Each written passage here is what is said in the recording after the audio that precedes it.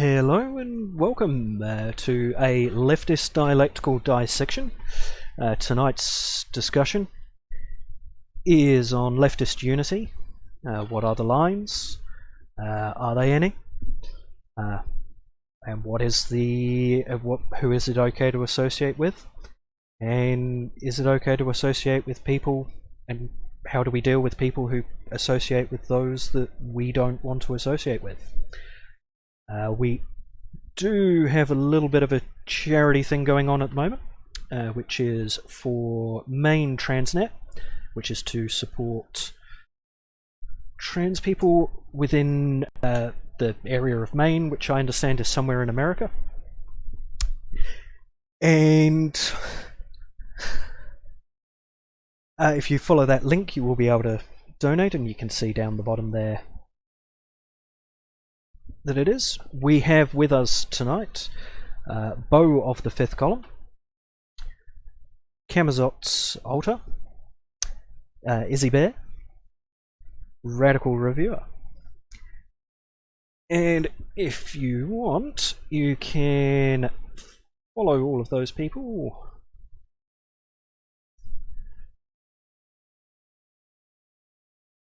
at those links. So now that I've introduced the topic, I will bring the guests on and they can give themselves a proper introduction. If you want to start, there in the middle, Camazots. Yeah, right on. Bienvenidos, compañeros. Welcome to this fun panel discussion between a bunch of really cool people. I'm Camazotz. I am a Latinx content creator on YouTube and on the Twitch. Check me out predominantly on Sundays, between either 6 or 8:30 p.m. Central Time, where I host a panel discussion with marginalized people. So if you want a leftist take from not so many white people, hey, come check me out. And Izzy Bear. Hello, guys, pals, and MB pals. How's everybody doing? I'm Izzy Bear 713.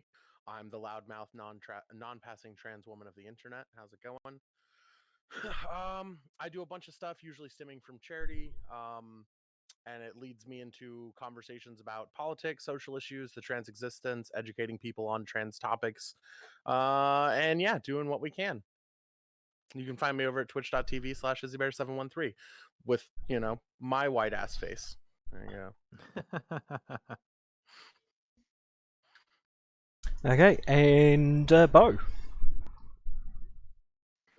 I'm Bo of the Fifth Column. I'm on YouTube, well, pretty much everywhere but Twitch right now.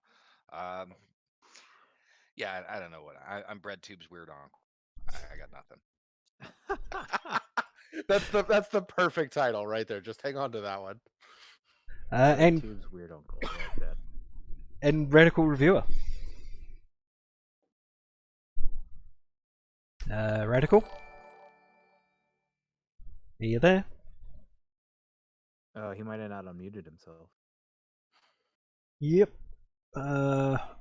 Are you there, Radical? Can you hear us?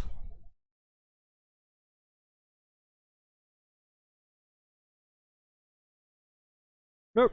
Doesn't look like Radical can hear us at the moment. It looks like he might be struggling. I see like the mutant deafen signs popping up over his window.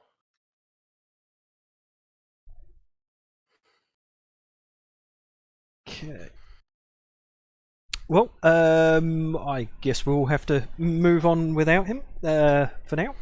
So, if with the charity, if Izzy, if you just want to give it a quick plug that's better than what I managed. Yeah, sure. Real quick, everyone is saying to turn people up. They can't hear most of us, but especially Bo. Okay. Check. While you do that, oh, there's Radical. Yep. Am I here? Are we here? Yeah. Yep. Yes. Am I good? You're good. Do I sound okay? To me, yes. Yeah, It's to like us, the webcam has a mic, and then the mic has a mic. So I want to make sure I'm on the right frequency here. I mean, you're coming in loud. You're coming in loud and clear to us. It's the chat that's having issues hearing at the moment. Okay. So But okay, they can hear me. Can you hear me, chat? Yeah. Yes. Yeah. everybody just max out your gains. Just You're Uh, doxing. Hold on. If I... Oh, sorry. That's, of course, I've completely forgot about that.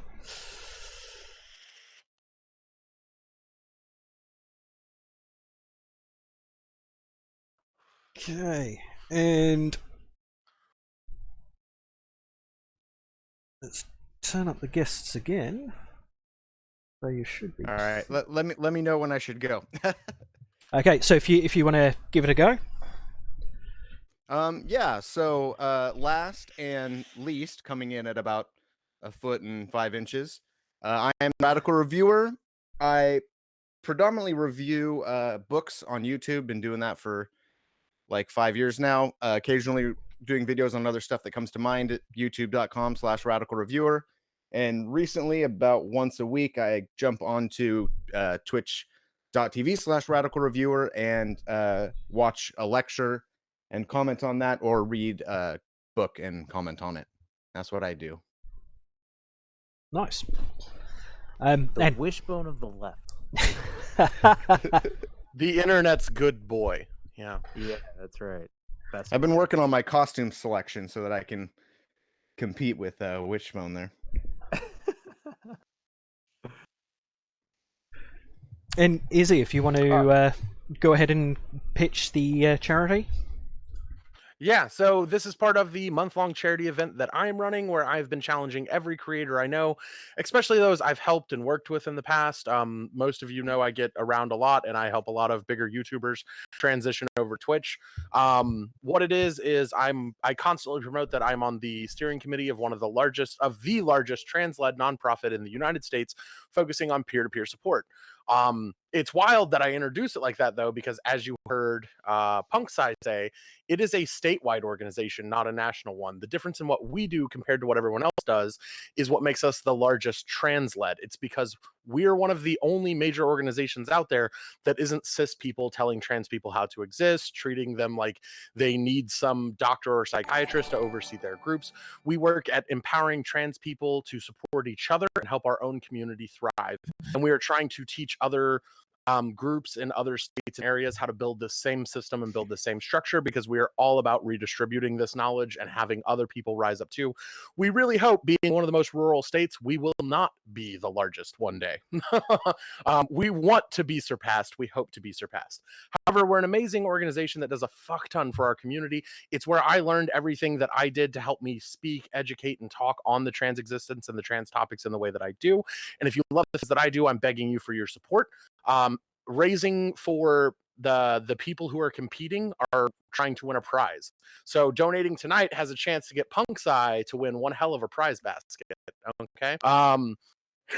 And yeah, it's to fund Main Transnet's thrift store. We've got a business model. We've been running a gender-affirming pop-up thrift at multiple prides, festivals, and parades. It's gone over extremely well. Trans people who need gender-affirming clothing just come and get the clothing and don't pay anything. Everyone else pays. And if we pull it off right, it could be what funds us as a nonprofit for the future. Fantastic. That sounds cool. It's all about being self-sustaining and producing things that continue on, in my opinion. So, with tonight's discussion, we have basically... Hold on, well, I just realised that I forgot to open the document myself.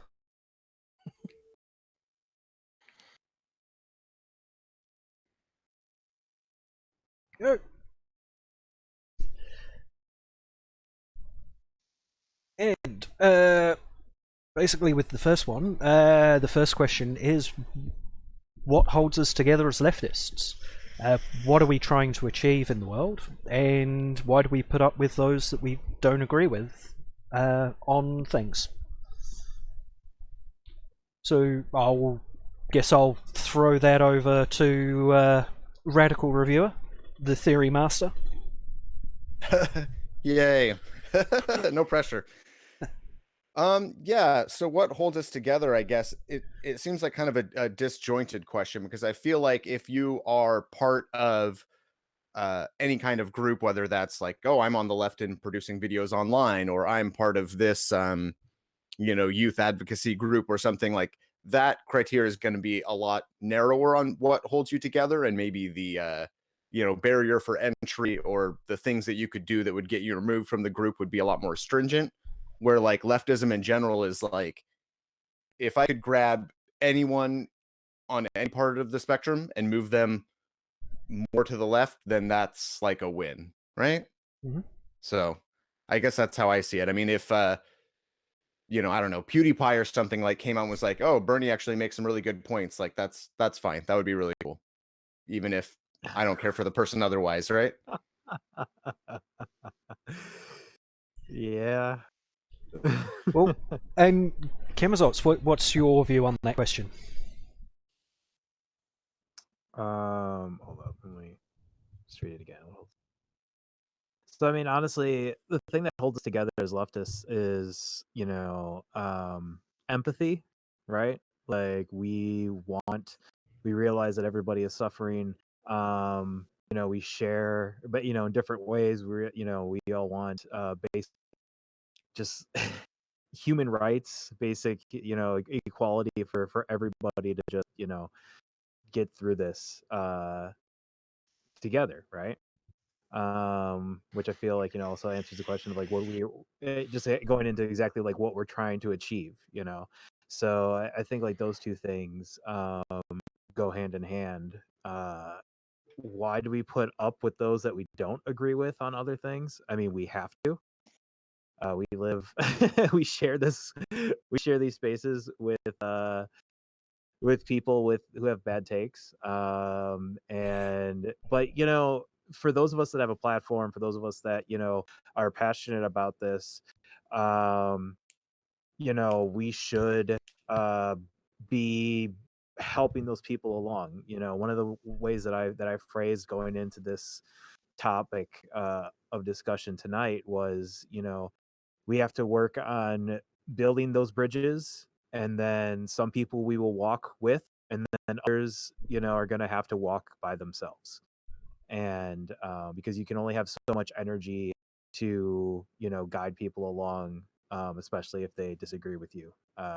You know Radical Reviewer made a good point about if PewDiePie came out and endorsed Bernie Sanders, cool. I'll take the pop. He's a good utility for that. Would I take a baton for him? No. Would I get arrested for him? No.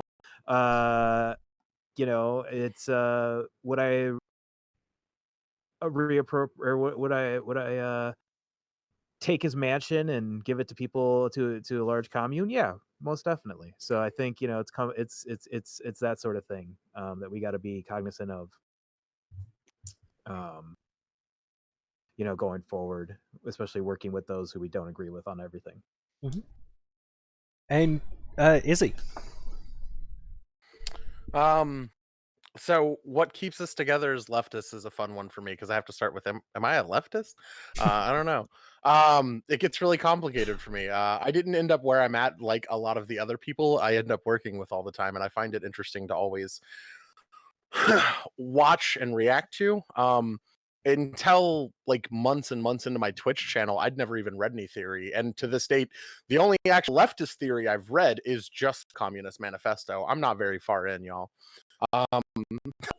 I got to my views and where I stand and the things that I believe passionately enough to explain, fight for, and stand up for, because wanting equality, wanting actual like intersectionality and inclusion of people, and like a better quality of life for everyone.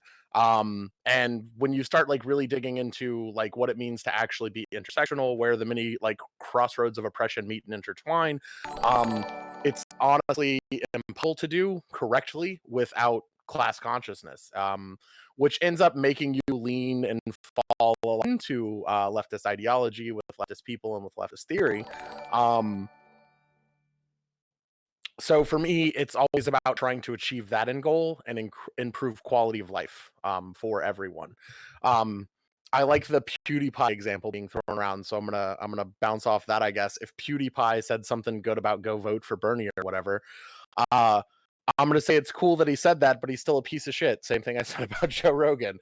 Joe Rogan's a massive flaming transphobe. It's cool that he said go vote Bernie. Hopefully, all the people who actually like obsessively follow that hateful piece of shit listen to him and go vote for him. But I'm not gonna hang out with him. Yep, perfectly valid. And of course, even if you're not sort of part of the traditional leftist, having that sort of outside perspective of someone who isn't sort of steeped in theory is certainly valuable for those of us that are, because most people aren't steeped in theory. And Bo. Let's see, what holds us together as the leftists. Yeah, I'm more just like radically anti-authoritarian and just kind of left. But that kind of puts me in the same mind frame. I'd suggest that what holds us together is the pursuit of an egalitarian society, of a fair and just world. I think that's what kind of binds us. We're moving in that direction. That's also what we want to achieve. And why do we put up with those that we don't agree with on other things? Yeah, because we kind of have to. Everybody's at a different point in the journey. You know, nobody wakes up and just knows everything. It's a process. So people are annoyingly slow walking that journey, but we either have to help them out or leave them behind. But either way, if they're moving in the right direction, we can't really throw up roadblocks. So. Yep. And I mean, sort of to put my own thoughts on the subject across, I mean, I guess I'm very much in the theory side of things, being a philosophy dropout and all.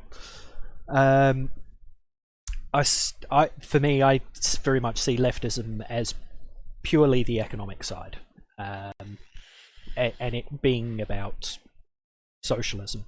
I see the anti-authoritarian as separate to that, and for myself personally, I do very much fall into the anti-authoritarian first and anti-capitalist, because capitalism is authoritarian.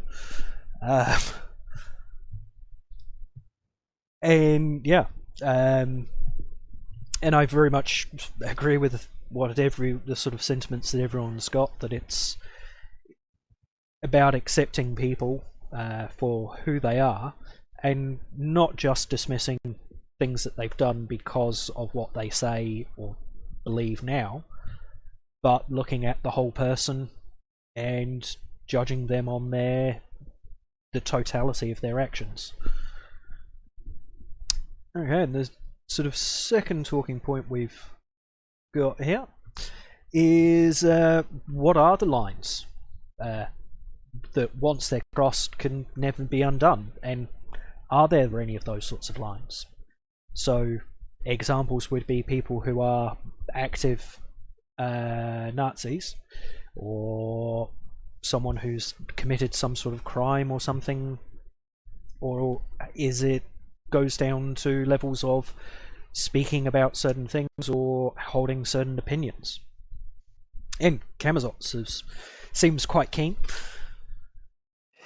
Yeah, so I've answered this question a lot, and honestly, there's a lot of lines that we have to be cognizant that are like rigid, where if somebody fucks up within the like crosses that line, like just there's a lot that can't be done with them. Okay, first and foremost, anybody who has a history of working with the police, in my opinion, anybody who has a history of ratting out comrades, like that sort of thing, it's really hard, especially when you are an activist, or if you are part of any sort of like more quote unquote radical political movement, that you can trust the people who are with you.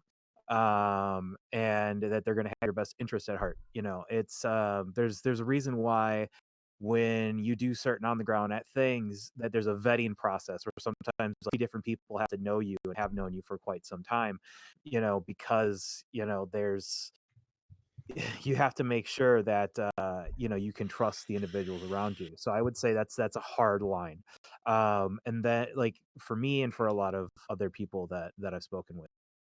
The other thing that I would say is a very hard line to cross, is obviously how right leaning they are. It's very hard for me to trust somebody who is a Nazi, right? Or somebody who, is whatever euphemisms that they decide to use, whether it's, uh chauvinist, like national chauvinist, fucking uh something, what, like, all whatever Gavin McGinnis or Richard Spencer or whatever they do to fucking cover up their true intentions to make it easy for them to you know hide their power level, as it were. Whatever nonsense whatever euphemisms that they come up with, like, I personally cannot bring myself to ever work with somebody like that, because they want they hate my existence as a Mexican. They don't want me here. You know what I mean? Like, it's the same thing. Like, and I can't, and like, if I'm standing shoulder to shoulder with Izzy, uh and somebody's like, "Oh, hey, here's this reformed Nazi I just brought in."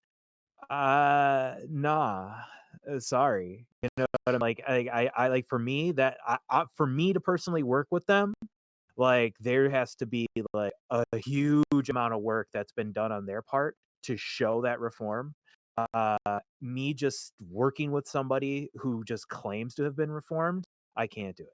So for me, like, there's, if you have in your past, worked with the authoritarian state, if you have worked within like fascist groups in the past or promoted fascist propaganda, uh we can't hang, and unfortunately, like, I can't work with you. Not to say that somebody else can't, but but if you work with that person, you're putting yourself at risk, because there's just 6 months, a year is not enough time to recenter yourself against hate. I just it's a growing process. There's a lot of stuff that has to be done beforehand before I do, especially when we're trying to reform the entire system that the globe works in. So yeah, that's always my take on it. Those are my lines that I feel like you just cannot be crossed. Preach. And Bo, what are your feelings on that subject?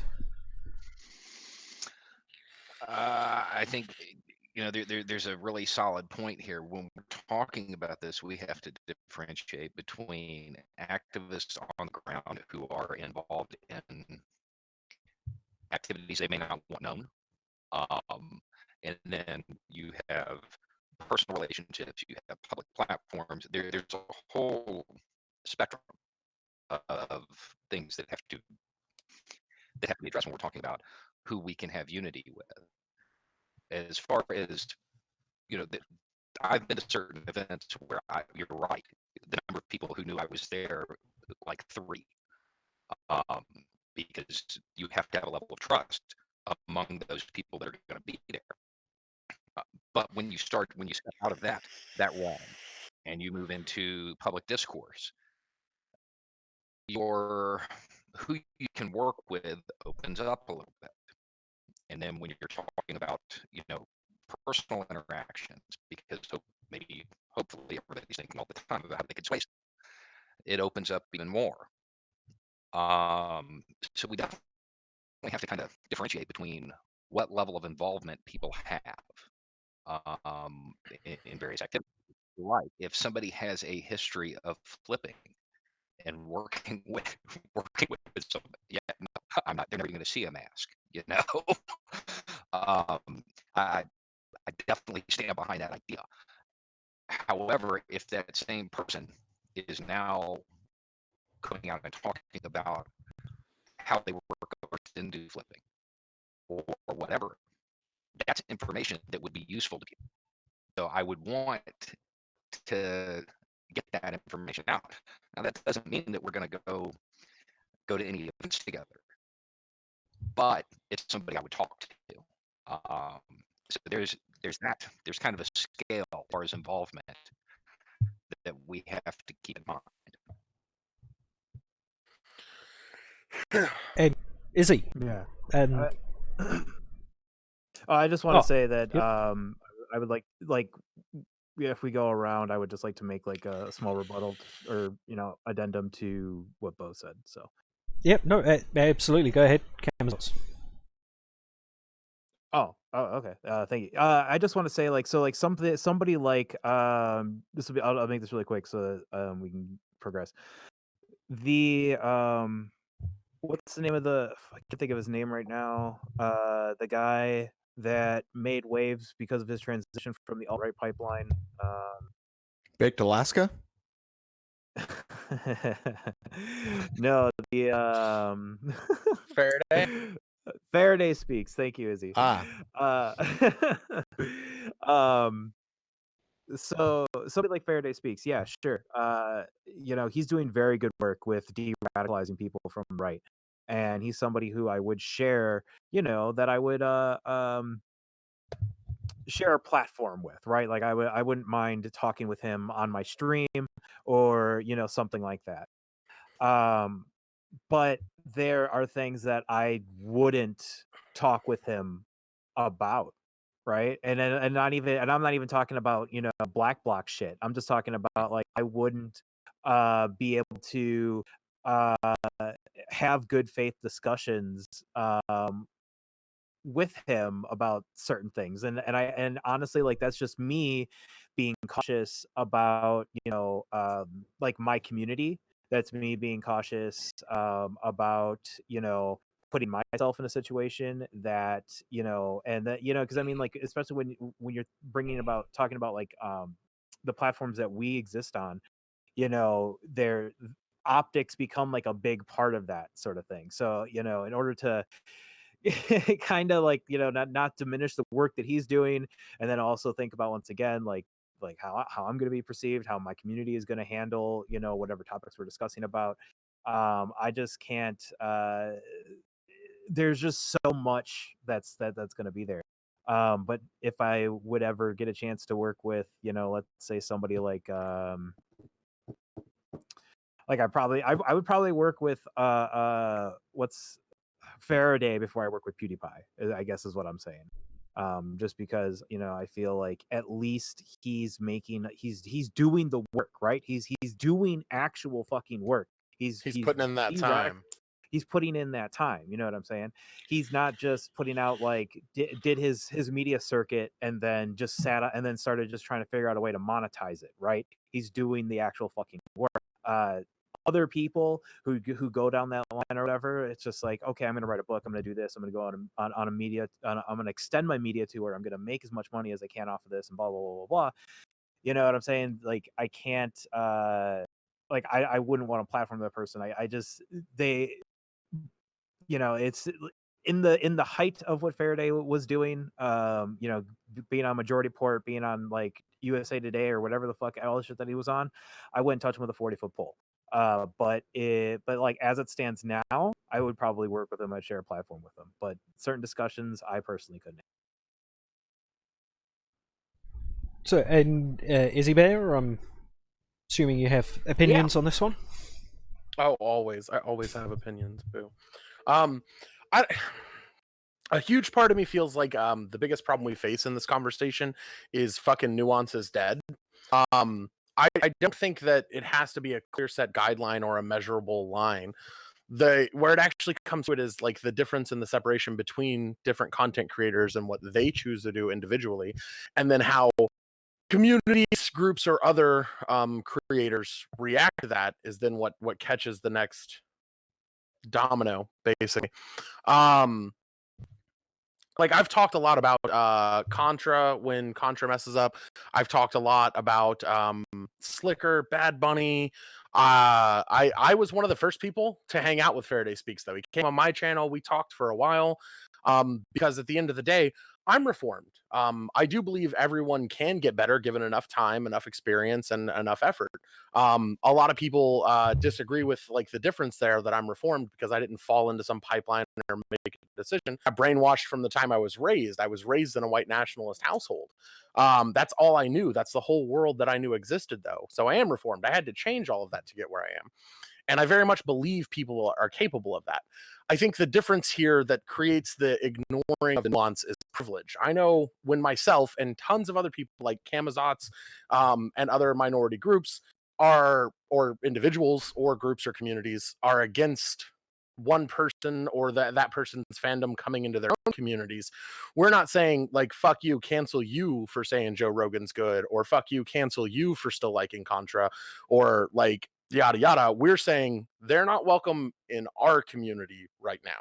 You can have them in yours. You can go do whatever the fuck you want, but we're going to keep our safety net and our defenses up because like Zot said already, like these people want to kill us. There's a very drastic difference between someone who's just de-radicalized as a Nazi hanging out with Bo and someone who's just de-radicalized as a Nazi hanging out with me. Like those are very different stages down this path of learning to accept other people and working. So I think at the end of the day, my big point would be that it's not about, it should never be about like cancel or, oh, you can't work with anyone or someone has to pass this test. It's, there will be like potential consequences, especially if you have like a large minority following.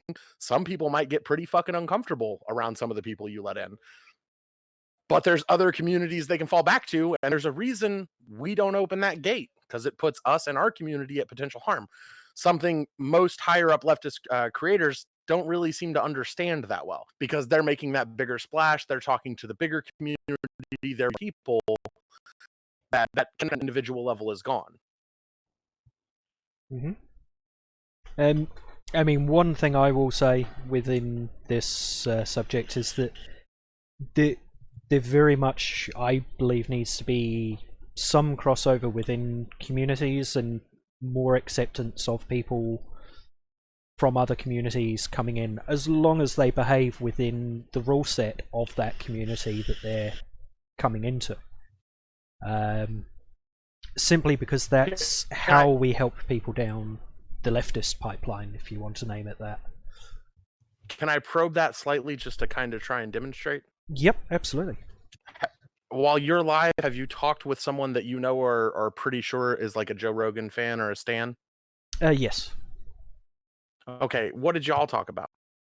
On the actually having them on the stream, not, or just communicating in chat, whichever happened. It's just I mean, when it comes more to text and that, I've talked to people who are full on sort of Joe Rogan fans, and most of the ones that I've seen that are that sort see it.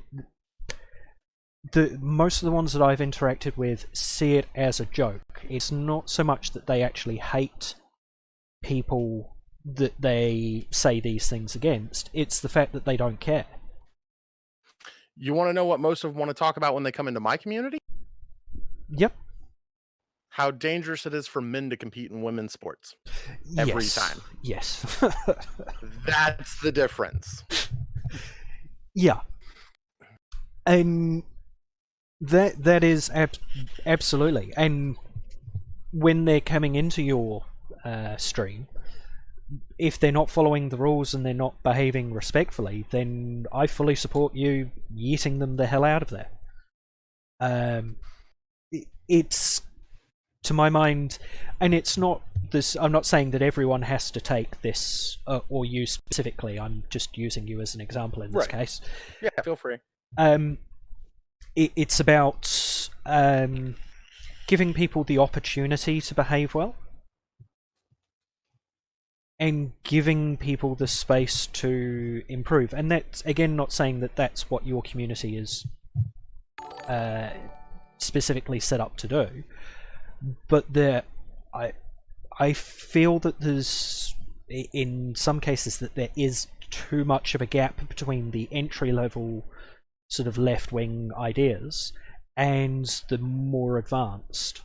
And a lot of what I try to do with my stuff online is about bridging that gap between the two.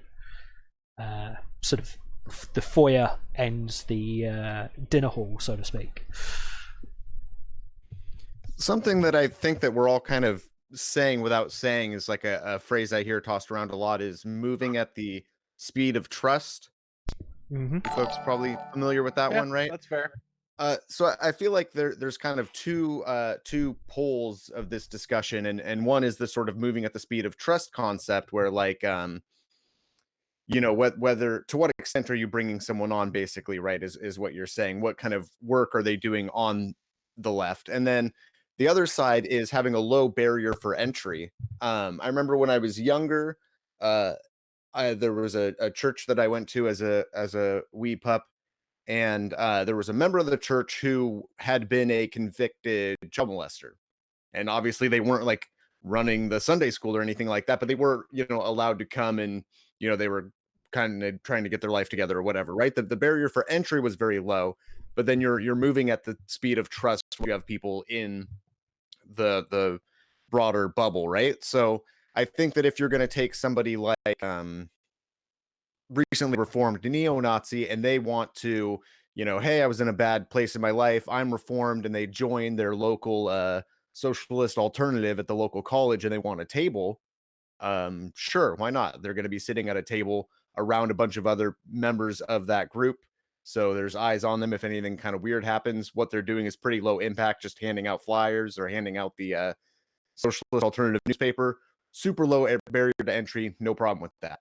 If what you're doing is you're going to do a banner hoist on like the New York Stock Exchange, probably your tight knit group of people who are working on the video game, obviously, the people that are working on that kind of thing. I mean, there's already going to be sort of contingency plans involved with like, a strict barrier to entry of who knows what about who getting involved in that kind of thing. So my kind of stance is I try to do very low barrier to entry, and I don't really like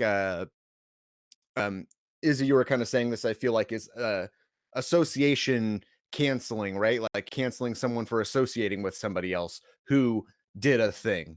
Right. There's you can have a problem with the thing, and that would make sense, and maybe a problem with the person who you suspected did the thing, but then being mad at a person for not disassociating with that starts to get really messy. I think it just makes the left I look like a beehive that no one would want to, or walking on eggshells, or a beehive is how I often think of this, that people wouldn't want to be a part of. I think it looks bad from the outside.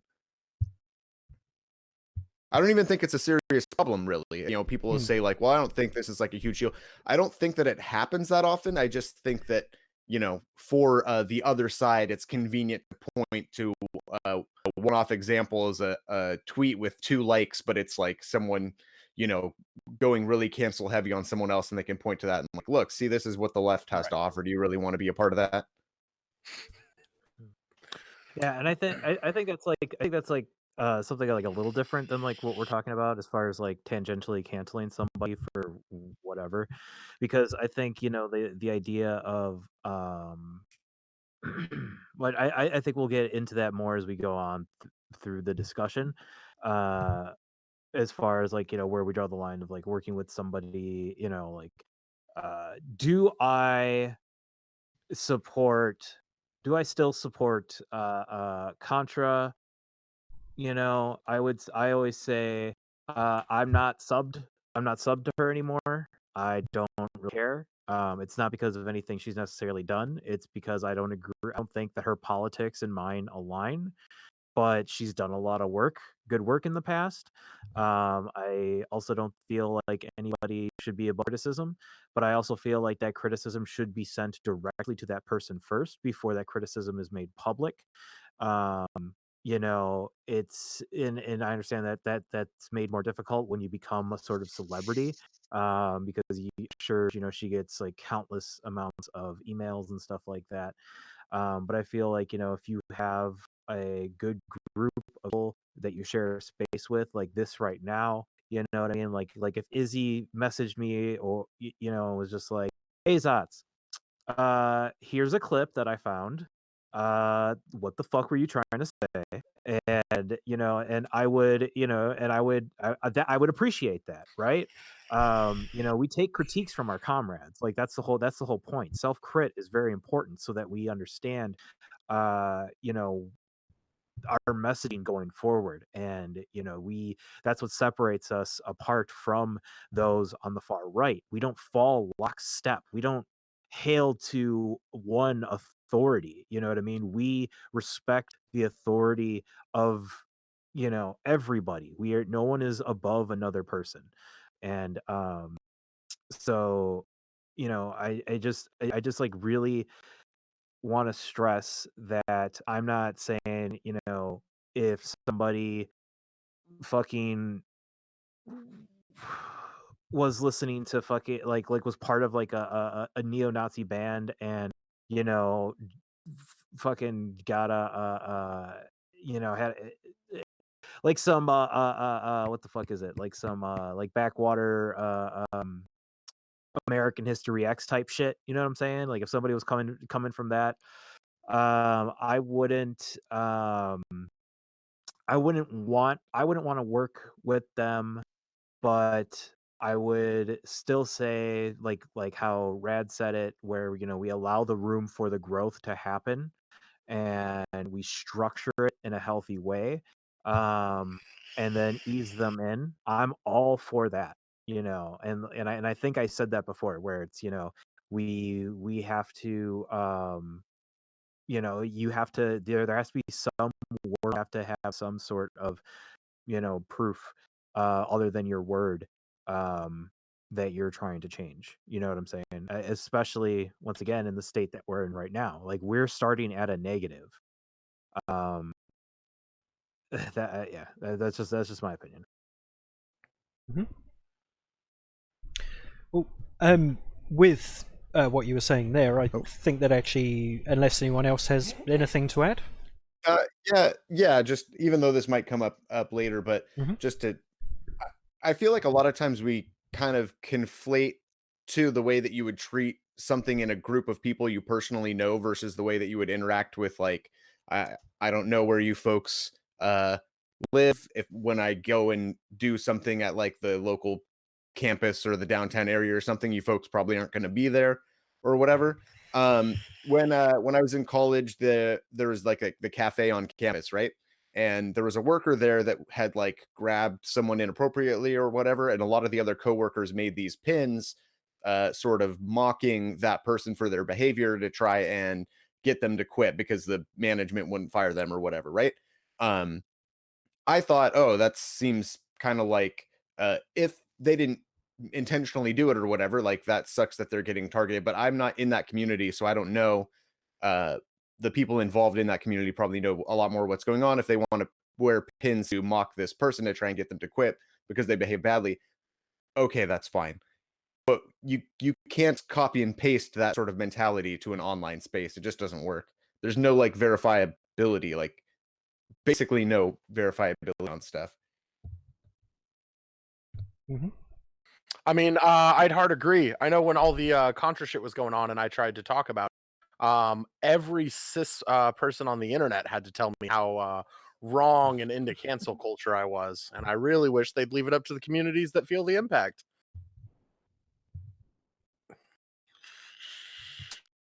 Yeah. Well, that concept, that's something that we've got to look at it at, not just in the disassociated way, but from the other side of it too. Um, when I was, or rather, doing stuff that I wouldn't want people to know about, it's been a long time. The rules have changed, so the stuff that I would say, you can accept this. Now we're talking about 10 years later. You have to rely on the people in that group, much like the cafe. And that may not always translate to an online space, but a demographic. And, you know, I reached out to Izzy when the whole Contra thing happened. And I'm like, this is my read on this. I'm like, is this right? No, it's not. I didn't say anything. I'm like, if my read on it was this wrong, maybe I just don't need to have an opinion on this one. And I think that's, especially when you're creators, that's something that we have to be conscious of, because we get pressed by our viewers to have an opinion on everything. And we can't. We can, but we can't have an informed opinion on everything.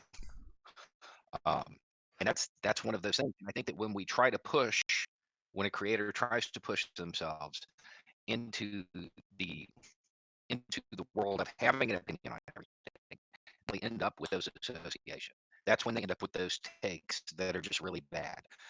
And it's just something that we should probably avoid. And even though the interpersonal relationship is different than being an online person, it's still kind of the same.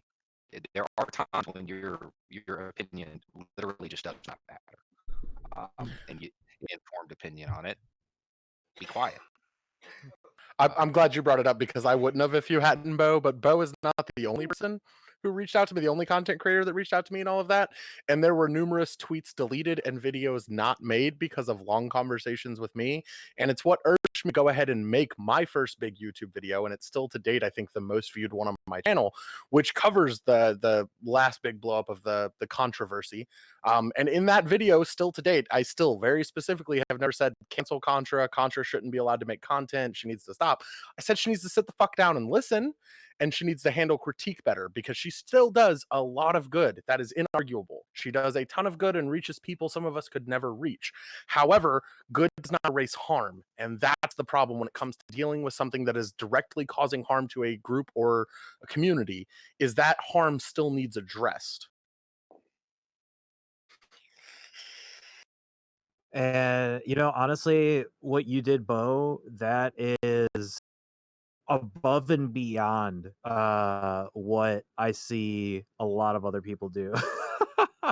And not just necessarily content creators, but I think like people within communities and stuff like that.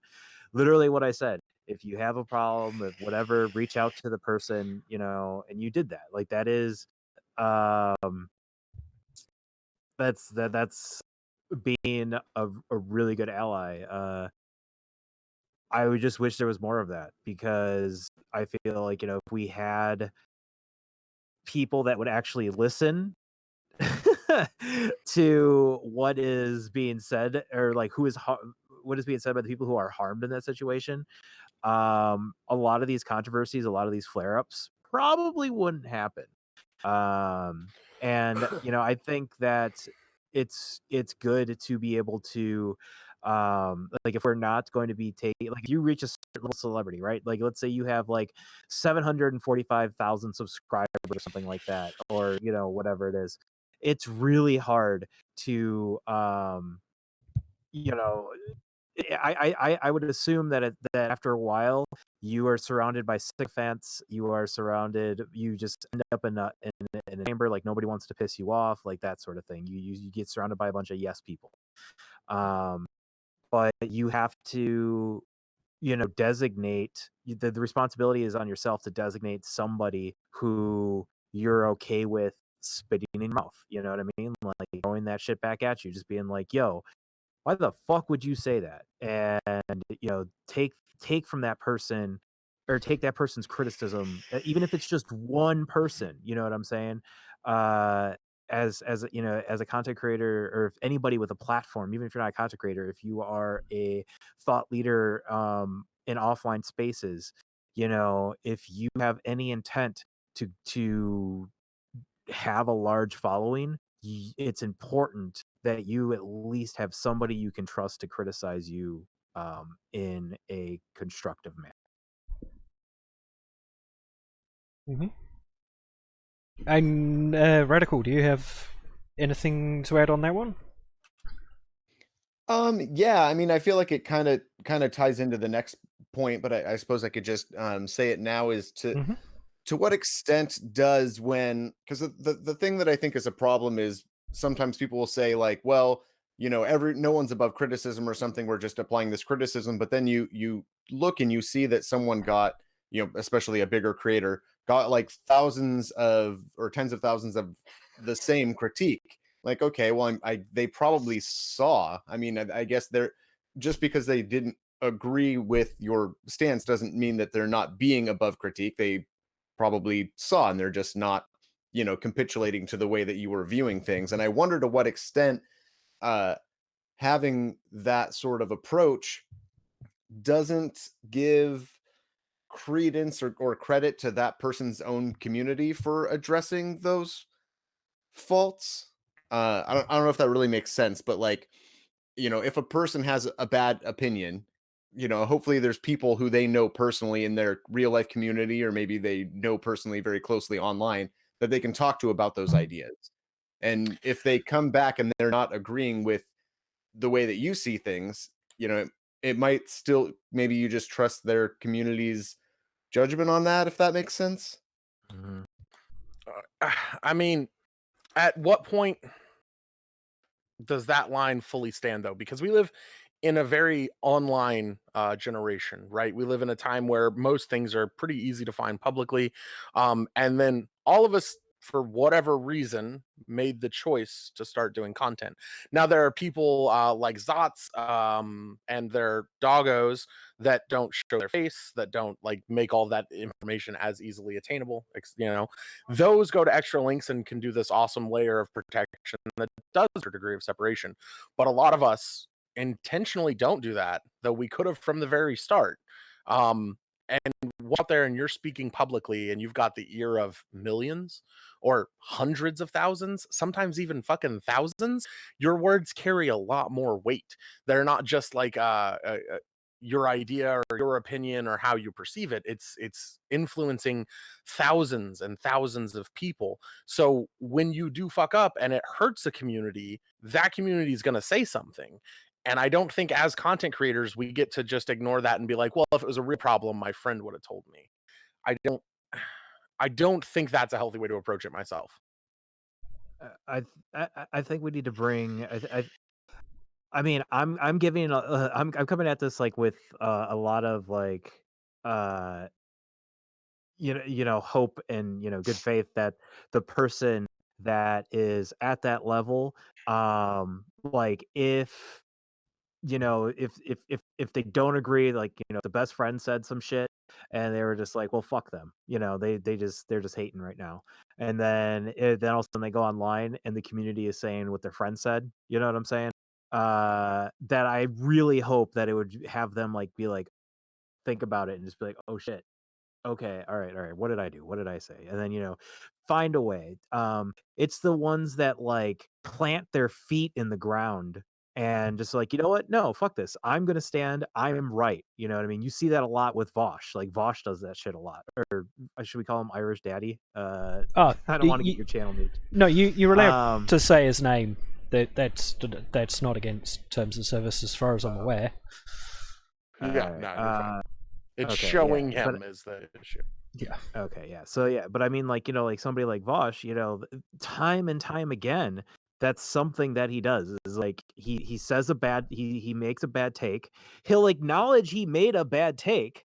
He'll bring up proof that he made a bad take, and like people that he trusts tell him that he's made a bad take. But then he's just like, but it's not that It was big of a my deal. take. Fuck you. But my take was fuck you. Yeah, exactly.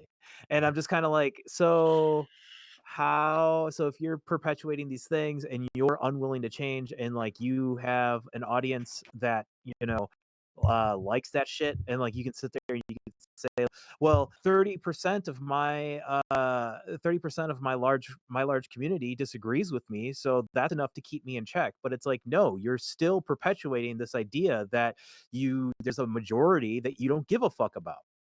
And no matter who's telling you, like even when his like girlfriend would come in and be like, "Really, you're gonna fucking say that shit?" and the chat doesn't like it, and he just laughs it off, and he's just like, "Well, hey, it's just me being, I'm a funny clown," like that sort of shit. And it's just like, no, like, like I don't. It's like those are the ones that I think that we have to be worried about.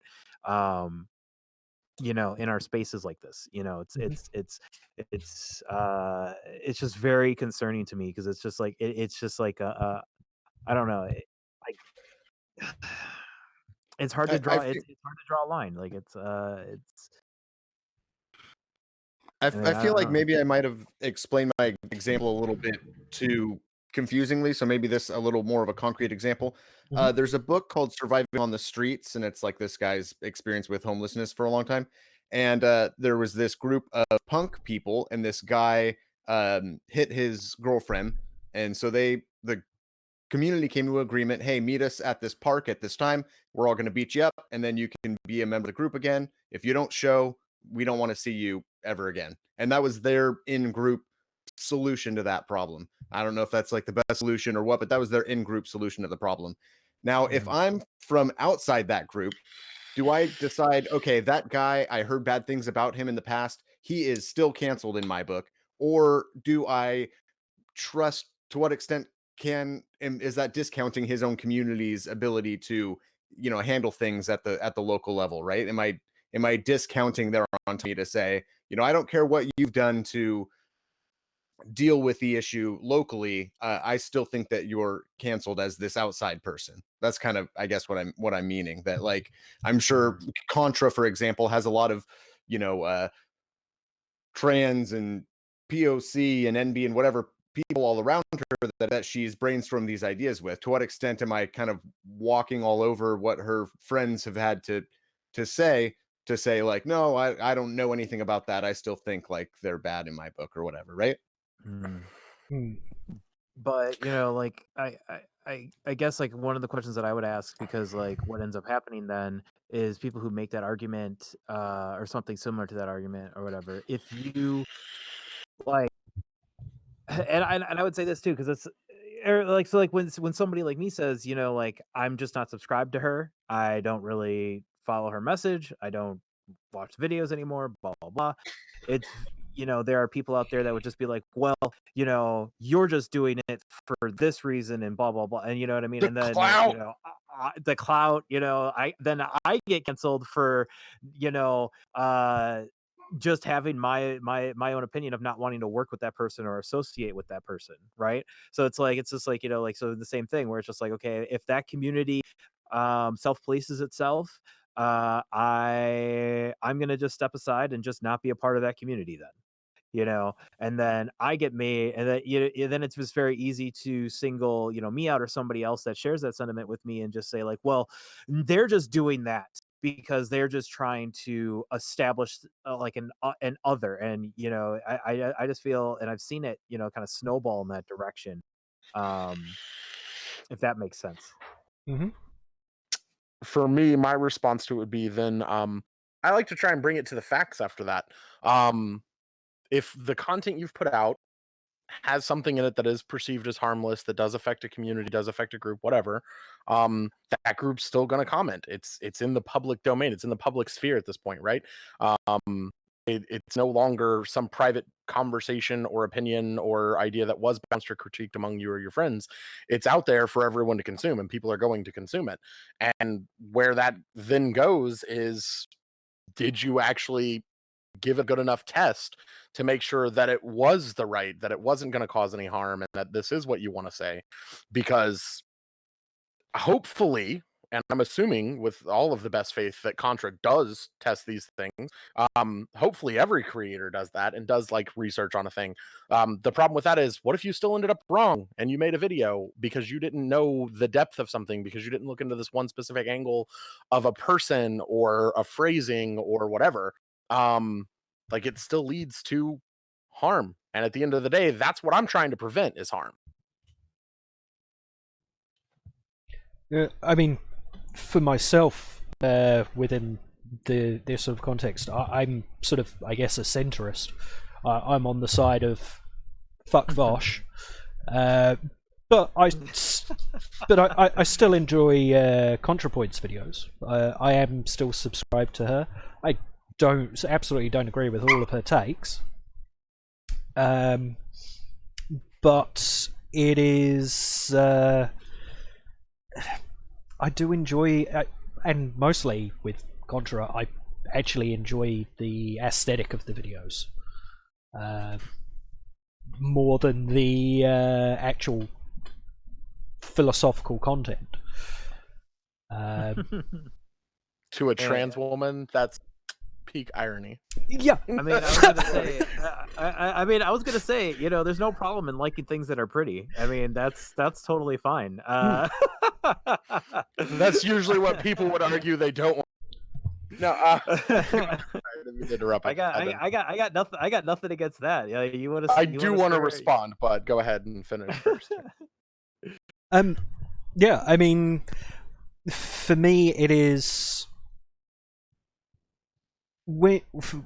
My judgment of harm is probably more physical than other people's sort of level where they judge harm as having occurred. And that, for me, is where I see a lot of this conflict with Contra specifically coming up, is the fact that while she has certainly said things which, when viewed in particular contexts, are harmful if they are followed through on and believed, and has platformed people which are harmful and hold harmful views, I don't know if, from my perspective, whether I see her as having done harm herself. I don't know if that makes sense, or... Yeah, no, I definitely want to respond. I understand entirely. Yep. Yeah, no. So a lot of people hold this view when it comes to Contra, especially after the cancel culture video. That was pretty well received. Everybody thought it was great. A lot of her critics didn't think it was great. And the reason why is the Buck Angel defense, right? You can agree with somebody without agreeing with all of their stances. The biggest problem was she did dangerously platform someone with a lot of hateful ideology and views, and he did see an uptick in new people checking out his shit as a result. And that's a problem because he's a dangerous individual. He hosts live stream with hundreds of people watching, threatening to go to trans people who he's mad at's houses and beat the shit out of them. He has directly outed trans people to the media very aggressively and specifically. He specifically gives trans medicalist takes, and it threatens and insults anyone that disagrees with him. He's more than just a handful of problematic tweets. Everything about his history, the pyramid scheme he built specifically targeting trans people, that ceased to be a business because of the investigation pending of it being a pyramid scheme.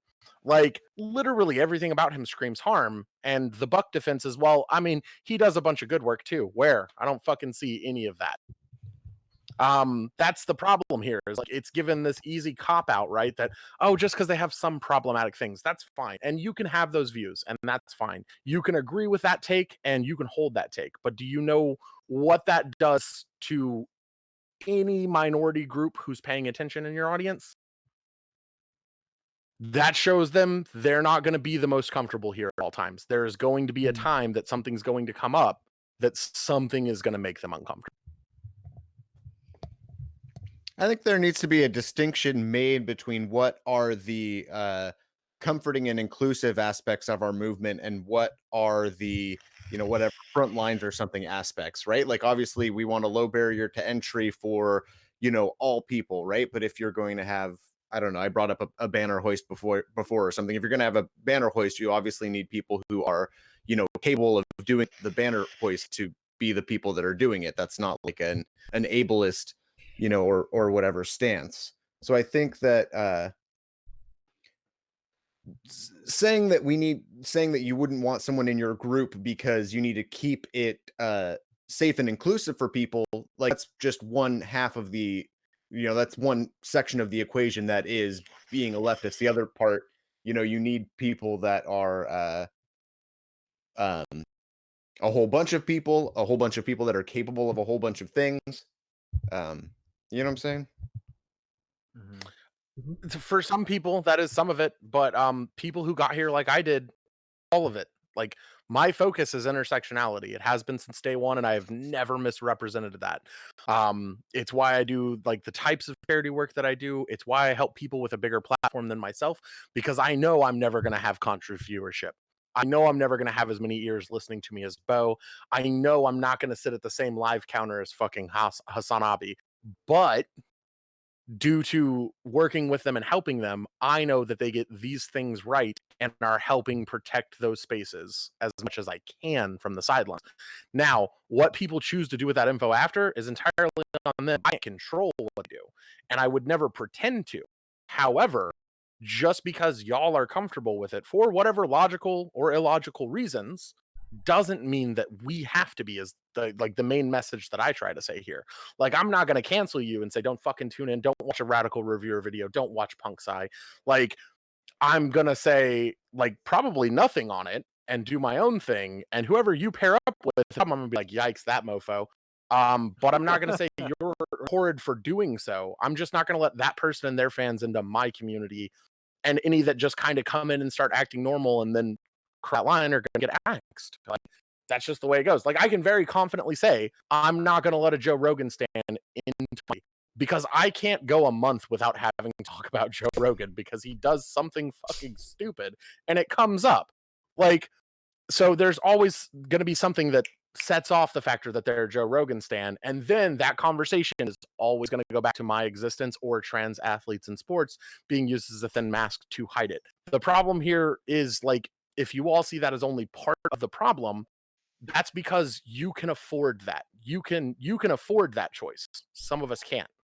And that's still, I made this point kind of earlier, and that's still where I stand. I think the biggest difference here is the different types of people creating content in the different communities they can have really rely on who they are. Some of us don't have that luxury. Can we all just take a moment to kind of appreciate the fact that Izzy just flat out was like, yeah, I've infiltrated these groups to make sure they get my stuff right. I like that. It's praxis, baby. I like that, and this conversation has also made me really glad and happy. I have no idea who Bosch is. I don't know. Like, I'm glad I don't know who they are. I did actually consider doing a special briefing paper for you to fill you in on who some of these people are. I mean, you don't need to know. Okay, I mean, fucking A, never mind. That's I really don't want to know. I mean, like, yeah, I have no We'll interest fill in you in. knowing. Like, the only time the name This might comes shock up everyone. is people saying that they don't like him. So I could change that. This might shock everyone. Vosh and I were close friends before his ban on Twitch. He came on my channel all the time before he was streaming on his own. When he did start streaming, he raided in all the time. We got along pretty well back then. Yeah, the last time I watched Vosh was when Izzy Bear was, when she was talking to Vosh. When Izzy Bear tried. When I was being crucified by chat. Yeah. Like I was at work, and then it was like I got like a ping about. I don't remember if you sent it out or whatever, but I was like, wait, what? And like I ran to the bathroom, put in my earpiece, and then like it came back out on the floor, and I'm like listening to it. But yeah, it was. But I mean, it was that whole thing. Izzy contacted him, and it was like, hey, we were friends once, and I just really want to talk to you about the shit you're saying. And and Vosh was like, yeah, for the most part it was very civil. The chat wasn't, his community wasn't, but the conversation was between Izzy and the chat. The conversation was between Izzy and Vosh. And I feel like, I think it worked. I think it did some good. If anything, I feel like, it put Izzy. I mean, I don't want to speak for you. I mean, you're right fucking here. So, I mean, did it? I have a standing invitation to come back anytime I want to call something out. That's how it ended. Yeah. That's pretty much what I figured. Yeah.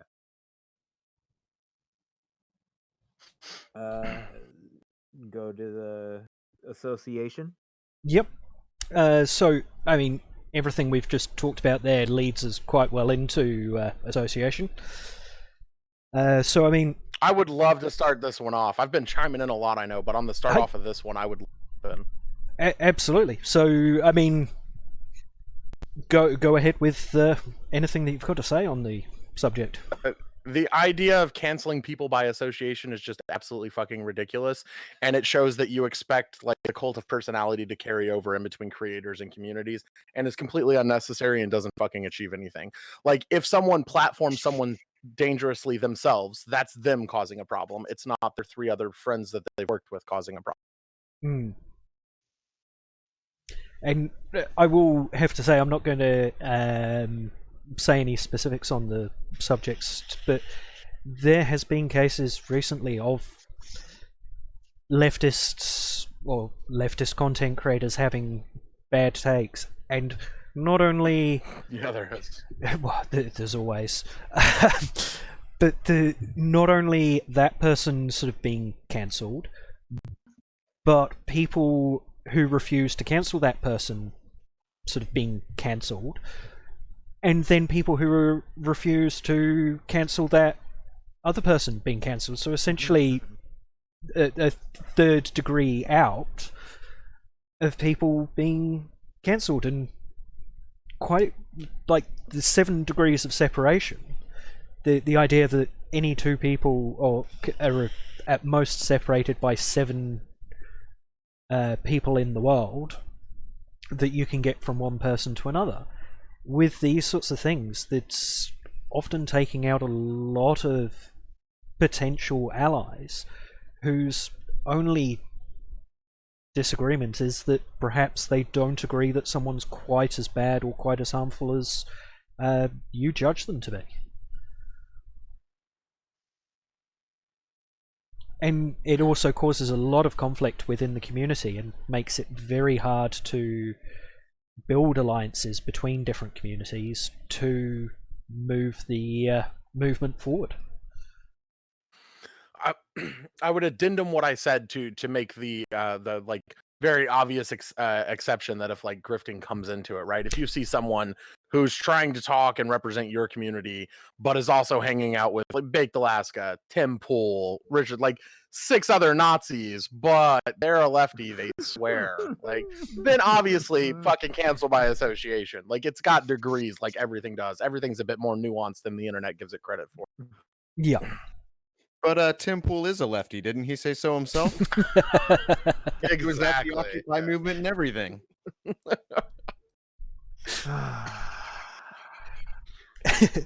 No. Thank you for clearing that up for us, Bo. I mean, he hasn't come out with any books, so I don't know. I haven't. Yeah. I was going to say, Kemazots, I think you got something to say there? Oh yeah. I'm just thinking of a Tim Pool book. I imagine it would be a pop-up book, lots of pretty pictures. So so canceling by association is I also disagree with it. I feel like, if look,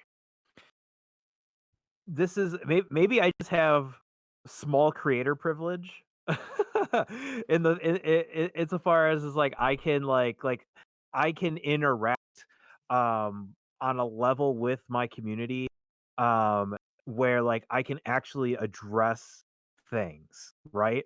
Like I can talk to them and have a back and forth, and I open myself up. I have separate emails and shit like that. I'm always about telling people to interact with me, especially just so that we can have a bigger conversation about things, because much like Izzy is about intersectionality, I am too. I want to unite the left. I don't think it's a meme. I want, like, we need as many people in this pushing forward together. And if we're all going around, wagging fingers and fucking like Rad said, making it unpleasant and like, we're walking on eggshells and shit. It's we have to do better than that. And I feel like, different content creators, if, like, have a fucking, Q&A stream, like, guide your community through your thought process. Like, this is, I mean, this is, I don't, I don't want this to sound like, like I'm like, you have to do this or anything like that. But I just kind of think of it in terms of, if you're getting up here and you're doing all this work, for videos, putting out, you doing a bunch of research, putting like 100 hours of effort into a video. If you are passionate enough and you respect the people that follow you and are part of your community and do all this shit or whatever, um and you basically are, or for all intents and purposes, you are a thought leader. Lead your community, you know what I mean? Give them the respect that they deserve for following you and spending hours of their life absorbing your content and listening to your voice, and engage with them on a level, like, so like it, so that you can avoid any sort of fallout and, that sort of thing. And because sorry, because, it's this thing once again where, we have to be able to take criticism, and we have to be able to grow from it in a that's the only way that we're ever going to become stronger.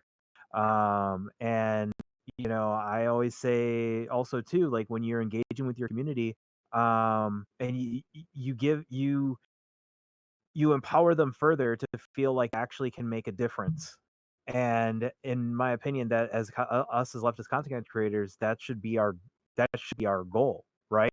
That's why we're saying the things that we are. That's why we're putting ourselves out there. Is we're trying to build this community. We're trying to give people the energy within to go out there and reach those goals that we have set at the beginning of this stream. You know what I mean? Achieving this world of this egalitarian society, right? And if we just literally, wall ourselves off to, whatever 20-minute video that we give them, or and then like fuck off, and then just be like, okay, well, that's it. And then if I get canceled, like, whatever, just, I'll have the people that if 1,500 people leave me, fuck them, you know but that's 1,500, but that's 1,500 people that, you could have say, or you could have held on to, if you just respected, them enough to address why you don't work with, or why you do work, or why you won't, sorry, why you do work, or why you won't work with somebody. um I give one example of myself. And by the way, please, somebody just raise your hand, and if I'm talking too much, and just shut me up. You might not see my mouth move, but I can stop moving what's behind the mask. Don't worry, I can mute you if we need to. So like, one of my co-hosts for Unidos is, my friend Fatnum, right? And he is a very strong, opinionated, and fuck, I feel bad saying opinionated. He's very passionate, with, his concerns, about first world leftists, right? And he, one of the things that I'm still hung up on, because of how much pushback he got for saying it was a comment that, within my community we've talked about many times, and nobody really had a fault with it. And then we had our first Unidos panel discussion, where we brought people from outside the community to come in and interact with us. It was the comment of, in order for the third world to succeed, the first world has to suffer. And there was so much pushback against that. There was so many people that were offended by that, by the phrase "suffer." And then because of that, because he is the type of person that digs his heels in the sand, and, he's just like, no, like, I, that in that same way, like, he's passionate, and he does explain the nuance behind it. It's just like, there's just nobody wants to engage in the conversation with him. And me speaking with other content creators, they're like, that person is really toxic. I don't want to be on your show because of that person. This sort of thing. And more often than not, I tell them, like, just talk with him. Just talk with him. Like, I can't speak for him, but I respect his opinion. And if you respect me enough to reach out to me and tell me like what's going on, I respect that, and I won't force you guys to cross paths. I hope we can still work together in the future. But like, for me, he keeps me grounded, and he keeps me, he lets me know if like my perspective is going out of bounds for the people that I am trying to reach, for the community that I'm trying to cultivate. Mm-hmm. And Bo, did you have something to add with that one?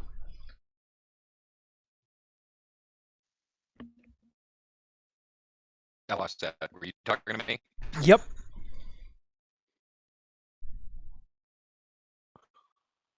I couldn't hear you. Oh. Testing. Did you have testing. anything to add about cancel by association? I mean, this is we've gone over it a few times in different ways. Yeah, I mean, people are going to associate with whom they associate with. That's not. I would say that unless somebody is an active harm, and even then, I don't know about. I think most times it would boil down to being like, hey, you do realize this is occurring, right? And that should, in theory, end it. So I don't see this as a huge issue. I think it's more played up with a mentality among non-creators, more than anything I've actually seen, in the community itself.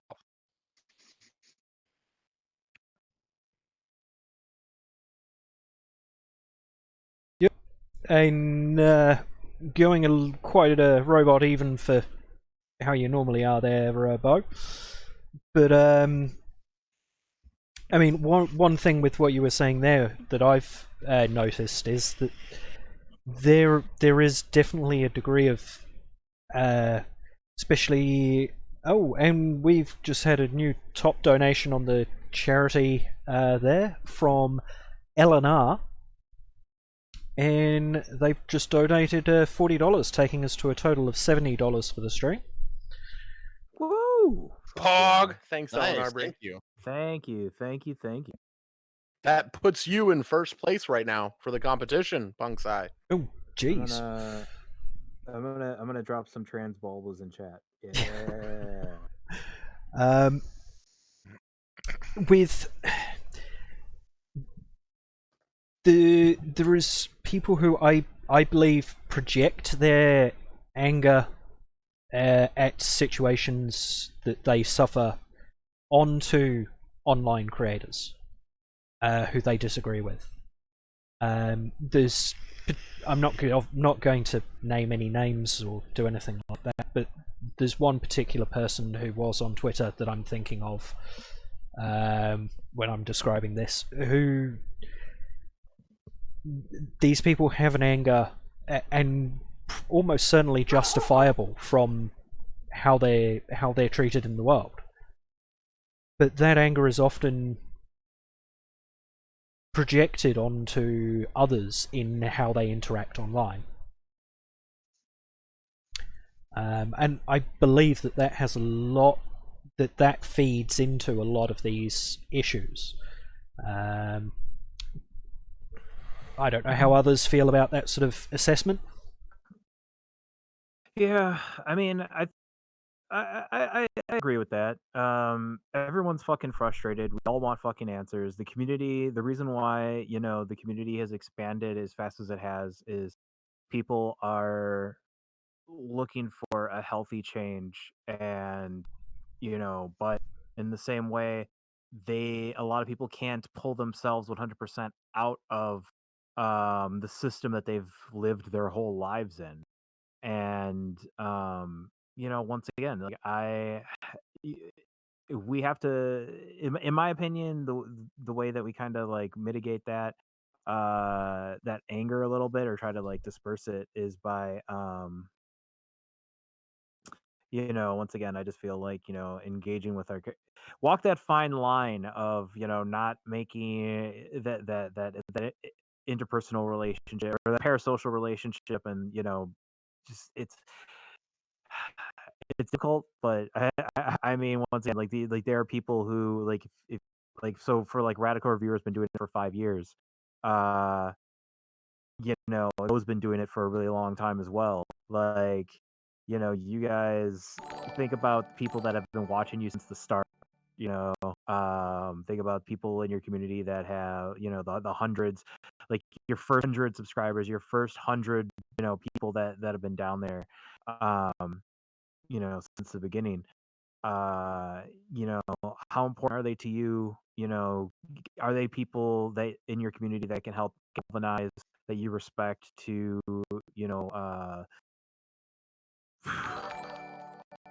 try to solve some of that anger, solve some of that rage, bring them over, be like kind of a secondary voice of reason to other people, new people that are coming into your channel. Yeah. I feel like I kind of want to chime in on this because of the thoughts of that person on Twitter. I don't know if I'm thinking of the same person or someone along similar lines, but we were talking about like people getting shut down by association and whatnot. A lot of what I saw from this wasn't that. The main call outs I saw, because like we've been using Contra for a big example, right? The main risk that I saw for some association there was Philosophy Tube and HBomb. But then a bunch of other BreadTube or BreadTube adjacent people started tweeting about it. And these other people weren't really getting the cancel by association factor that they then later had to portray it as.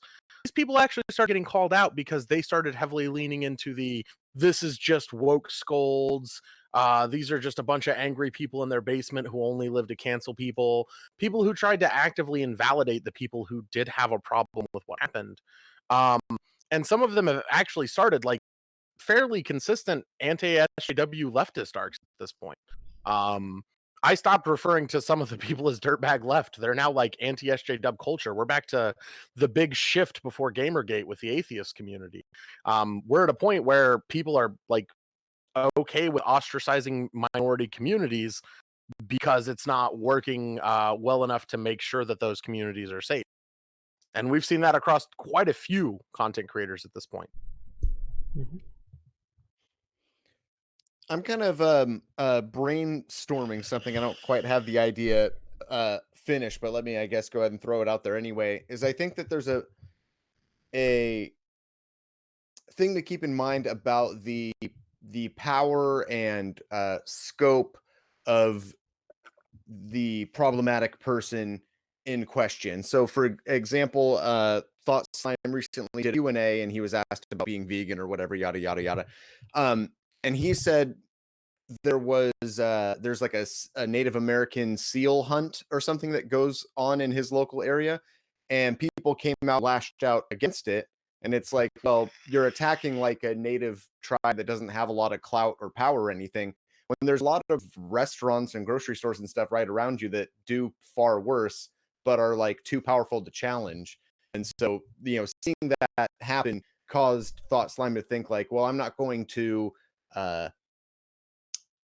pick on people for their dietary choices, because there's a lot of sort of power dynamics that play into that people don't have control over, or whatever, right?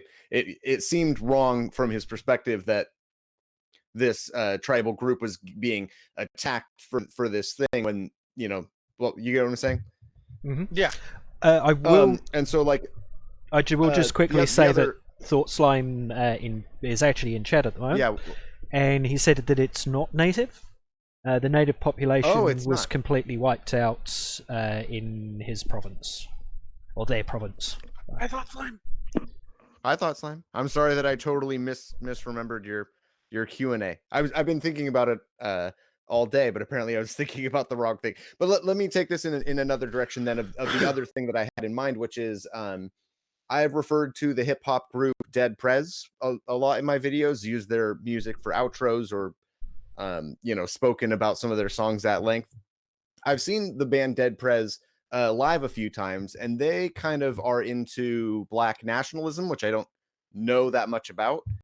And at one point, when they were doing autographs, someone said, "Hey, I saw in an interview you made homophobic remarks. Would you like to clarify?" And I thought, oh, he's gonna, say, "Hey, that was out of context," or "that was a misunderstanding," or whatever. But he doubled down, which I didn't expect, and he was saying like, homosexuality is like this. The white people are trying to take away like our warrior, spirit and make us, weaker or whatever, which is, I guess, like a conspiracy theory within his political beliefs that I was unaware of. That's a bad take, that belief. I don't believe that that's true. However, like I haven't been canceled for like, oh well, you use Dead Prez, you used a Dead Prez song as an outro to your video. How could you do that? But I would never platform their beliefs on homosexuality. I wouldn't do that, but I would platform, their beliefs on, various songs. I don't even think they have a song that addresses homosexuality. So you get what I'm saying? Mm-hmm. So I'm not canceled, I hope. I guess I technically platformed a person with wrong ideas that happens to do some good work. I just never platform those bad ideas. So I think like a Is that key point on comparable this to one, Buck Angel, I mean, right? Or something? So we'll definitely go into that example then. Yeah, definitely. The way I look at these things anyway, I can't speak, but the way I look at them and I judge on mine is dangerous platforming comes when you bring someone on that's talking on something that they have done a lot of harm with, and it gets completely ignored. So if someone called you out for working with that person, would you then defend that that person was a good person? Because that would be problematic. If Contra's entire defense had been, I didn't know any of this stuff at the time, and I just wanted him to voice this line in this video because I thought he was a good guy. My bad. I didn't know about his more problematic side, which is where she kind of started her defense, but then she like curtailed it into all this other stuff that even literally belittled the outing of a trans like celebrity to the media. Which is like very different from you platforming someone, not talking about the harmful sides, only talking about something that you had positive or in common, and then you not like hiding the factor that you would definitely disagree with those problematic things. I think those are still two kind of different things and at different levels. So I wouldn't cancel you for that, but I would also hope if someone called you out on platforming that person, you would address the problematic side then and defend why you talked about what you did instead. And Radical? Yeah, I don't know. I just know that, like, I guess if I were to interview Dead Prez or something, I would probably ask about that and just try and like explore that or something. But as it stands, I mean, obviously, I would never platform like a song or something of theirs that like espoused homophobic, remarks or something. Yeah, and then if you did like talk to them about that and you didn't let it go unchallenged, like then that's not like dangerous platforming, right? If it was any form of like responding to or reacting to bad takes would be dangerous platforming. And I'm at least of the opinion that we need to respond to those, right? People need to know the actual facts. People need to know how to respond to them, and doing so has the chance of teaching someone who didn't know the real fucking take or like facts on the situation to help change them from what they are. Because I do like a fuck ton of trans debates myself, and I've been accused of dangerous platforming, and I've had to defend this plenty of times on Twitch. I literally debate transphobes all the fucking time. But I do it so the people in my audience, for one, know how to react and actually dismantle these arguments with the actual facts. And then two, the very important factor when you're debating someone, you're never going to change their mind, but you don't know who's in the audience. And I have tons of responses now saved up over the years, the couple of years I've been doing this, from people who came into my stream with the worst intentions or plans and then ended up sticking around and listening and were like, holy shit. So I believe the difference in how you do it and then how you respond to that critique. That's my opinion, though. And Bo, did you have something to add there? No, I mean that all sounds fine to me. I think I'm gonna have to hop off. I'm losing everything. Yep. Oh, Well, definitely want to say thank you very much for joining us here, Bo. all right. Thanks for having me on. All right, you have yourself Oh, a get good better day. internet. It was nice. It was Middle nice of working nowhere. with you, homie. I was really excited. If you could hear me, this was super dope. So hope I didn't put you off. Oh, not at all. Not at all. I had fun. All right. I'll talk to y'all later. All right, Later, have a bro. good day, Bo. Righty, and then I'll just have to. I lost my spot in the middle. Yeah, no And longer the now center of attention. your aspect ratio is like you're smaller even. Not only are you Oh no! Now Pungsai has to fix the OBS shit. Yep. Oh, I can do that in a couple of seconds. So you guys carry on there. Thoughts? How do you think I did on the on that? Like, you got anything you'd want to add? No, I honestly like I don't for once have a comment to really after this because like I mean honestly like I mean uh I don't know Rad like personally, but I imagine that you know he'd be respectful enough to the people that could potentially watch his content, and I don't think that he would be deliberately harmful to those individuals. I trust I trust him to do his bit or do his part appropriately, you know what I mean? So it's just like and then going back to what we've said where it's if you're not or if you fuck up, just be open to criticism and pay attention to it, address it. Yeah, I really got nothing to separate. One of the examples I like to throw out for bad platforming is CNN bringing on Richard Spencer and talking about what a dapper fellow he was, and how he then got to comment that the president isn't racist enough to no challenge. Like, that's bad. That's dangerous platforming. Yeah, or that interview that where they tried to challenge Jordan Peterson on a bunch of stuff and he made them look very silly. That one didn't go very well. Right. Liberals should not be whereas allowed a to good talk one to was then- fascists. A good one was when I think someone from the UK was interviewing Peterson and got him to finally mask off that, yes, he does mean he doesn't see trans women as women and he would never call a trans woman by female pronouns. Like, that's good platforming of a piece of shit. Like, there's varying degrees and differences. It's how it's handled. yeah. I honestly, yeah, I mean, yeah. So I guess as far as that goes, like I got no comment on it. It's one of the it's just honest like just to repeat myself again. It's this whole idea of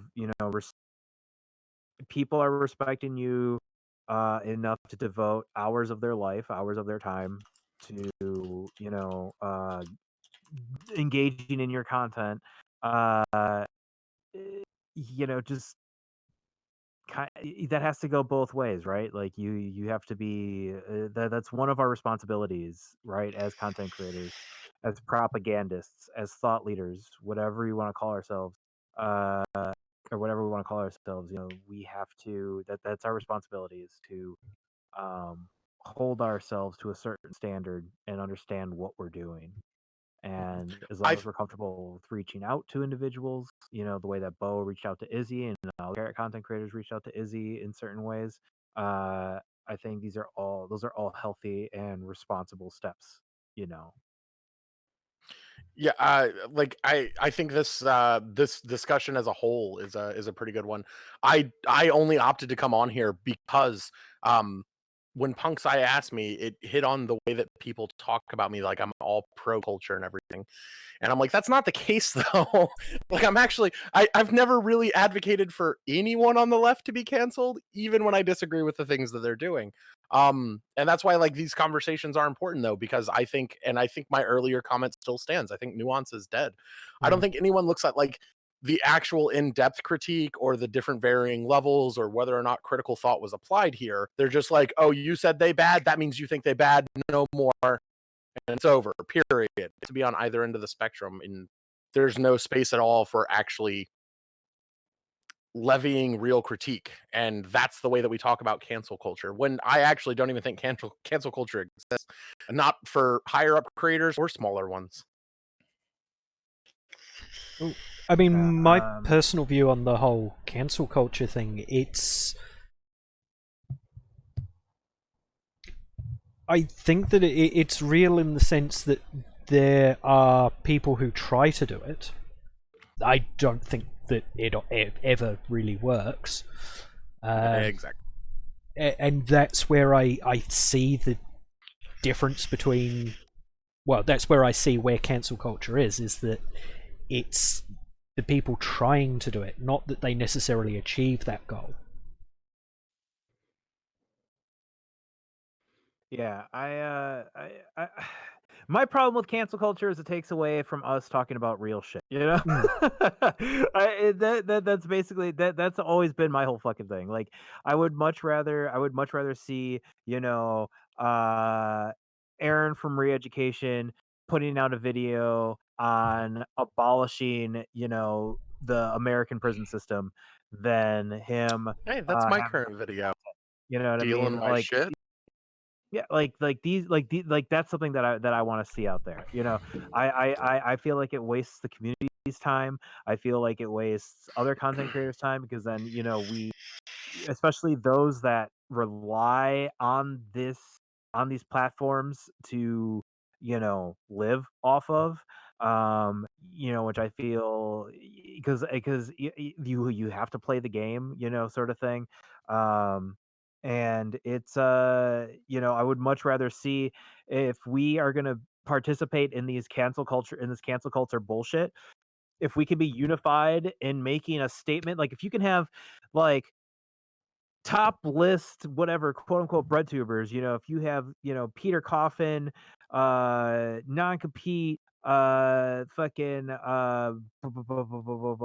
ContraPoints, like all these motherfuckers going on there and making a video commenting on drama within the online left space or whatever, why can't we take all those people and instead focus on, you know, coordinating videos together talking about, you know, the Canadian invasion of the Unistoten territory?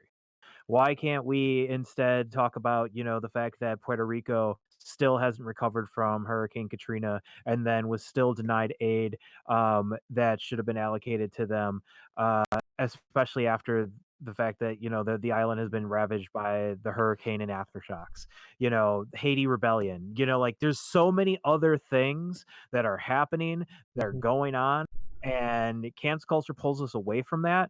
And then not only that, new people that come in, it's not necessarily saying that the bad that it makes the left look bad and, you know, infighting, because of infighting and backbiting, because yes, it does. But the people that have come into my community, I mean, I could say that I've benefited from it, because people have come to me and they're just like, I follow you because you're talking about shit that's going on. You know, you haven't put out a fucking you're not you didn't put out the seventh video this week for why Peter Coffin bad. You know, you didn't go off why you didn't put out the 20th fucking statement, as, you know, between the about Destiny. You know what I'm saying? Like, it, you know, this, you know, so it's just like, I'm glad that people are, pushing people, in my opinion, further to the left. You know what I mean? I want more people like down this, you know, siphoned down to me, not because I want, you know, the cloud or anything like that, but because, you know, I want the message heard. And because it's a message of organization. It's a message of empowering the community that's following me, the community that I'm trying to cross pollinate into places, to be able to do the work themselves. You know what I'm saying? And and put, and like I always say, if your content creator of choice is not talking about the shit that you're coming to me to see, hold them accountable. Fucking bring that shit up. You know, that's your place. That's your responsibility of being in their chat, by absorbing all their fucking hours and hours of content, by listening to it, by engaging in it. You've already taken the stance. You're in this deeper than you think you are. So hold those motherfuckers accountable. Make them fucking do their job. I mean, that's what this is. They want to say, hey, I collect money because this is my job. I'm doing this as a job. I deserve to be, to claim some sort of monetary benefit from this as my work.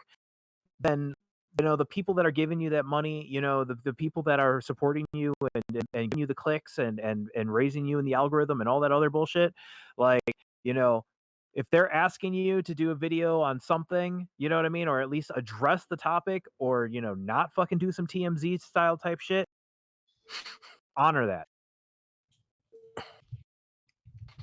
Yeah, I think I only ever try to weigh in on the drama and the dumb stuff momentarily. I never want it to be like a week's worth of content. I don't want to have to readdress it in 2 days. When I drop a YouTube video, I try not to be directly targeted and focusing on one thing outside of like I ripped the aesthetic off for Kill Your Heroes because it was all sparked by the controversy, but I still talked about like these issues as a whole and creators not taking critique. That was about the most target I've ever done. Other than that, I only ever want to weigh in if I feel like an angle isn't being fucking talked about.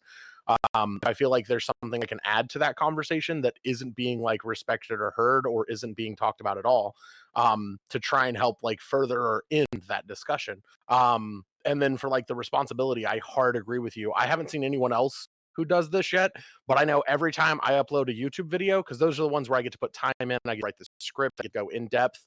The second that video goes live, we all watch it, and then I immediately fire a Twitch stream, and I plug that in all of my videos, and I challenge anyone who watches it that disagrees with me, that has a critique or thinks I did something wrong, come in and talk to me about it. And I pull people in on voice, and I back up why I said what I said, why I believe what I said. I hand out the facts and the sources for the video, and I focus very hard on how I got to where I'm at. And but I've got something to say there, but before I do, I just want to say that my almost cracking up there wasn't me laughing at what Izzy was saying. That was what Camazot's typed in chat. Wait, what did I type in chat? Oh, the D is tiny. Yeah. Yeah. That's how I refer to it. And I mean, for myself, most of the content creators that I have conversations with, it started because I was calling them out on something. That's how I've generally started conversations with people, is by saying, "Hey, look, I like your work, but I think you're wrong here." Probably the one that comes straight to mind is with, which people may disagree with me on as well, was with Step Back History. He did a video a few years back calling Steven Pinker a racist. Steven Pinker's a liberal piece of shit with a shitty definition of violence. You're breaking up a little bit, at least on my end. Okay. I was hearing fine. Steven Pinker is a liberal, Racist. bad take on, but not a racist. Well, he's not a racist. Okay. I mean, the specific take that was taken from was the fact that there was an article that he wrote talking about a paper which was trying to link higher IQ to a particular group of Jewish people. And he in the article he discussed was him talking about the fact that, well, while this paper was kind of interesting and did sort of show a correlation, you can't actually prove that there is any causation, and certainly not anything biological, within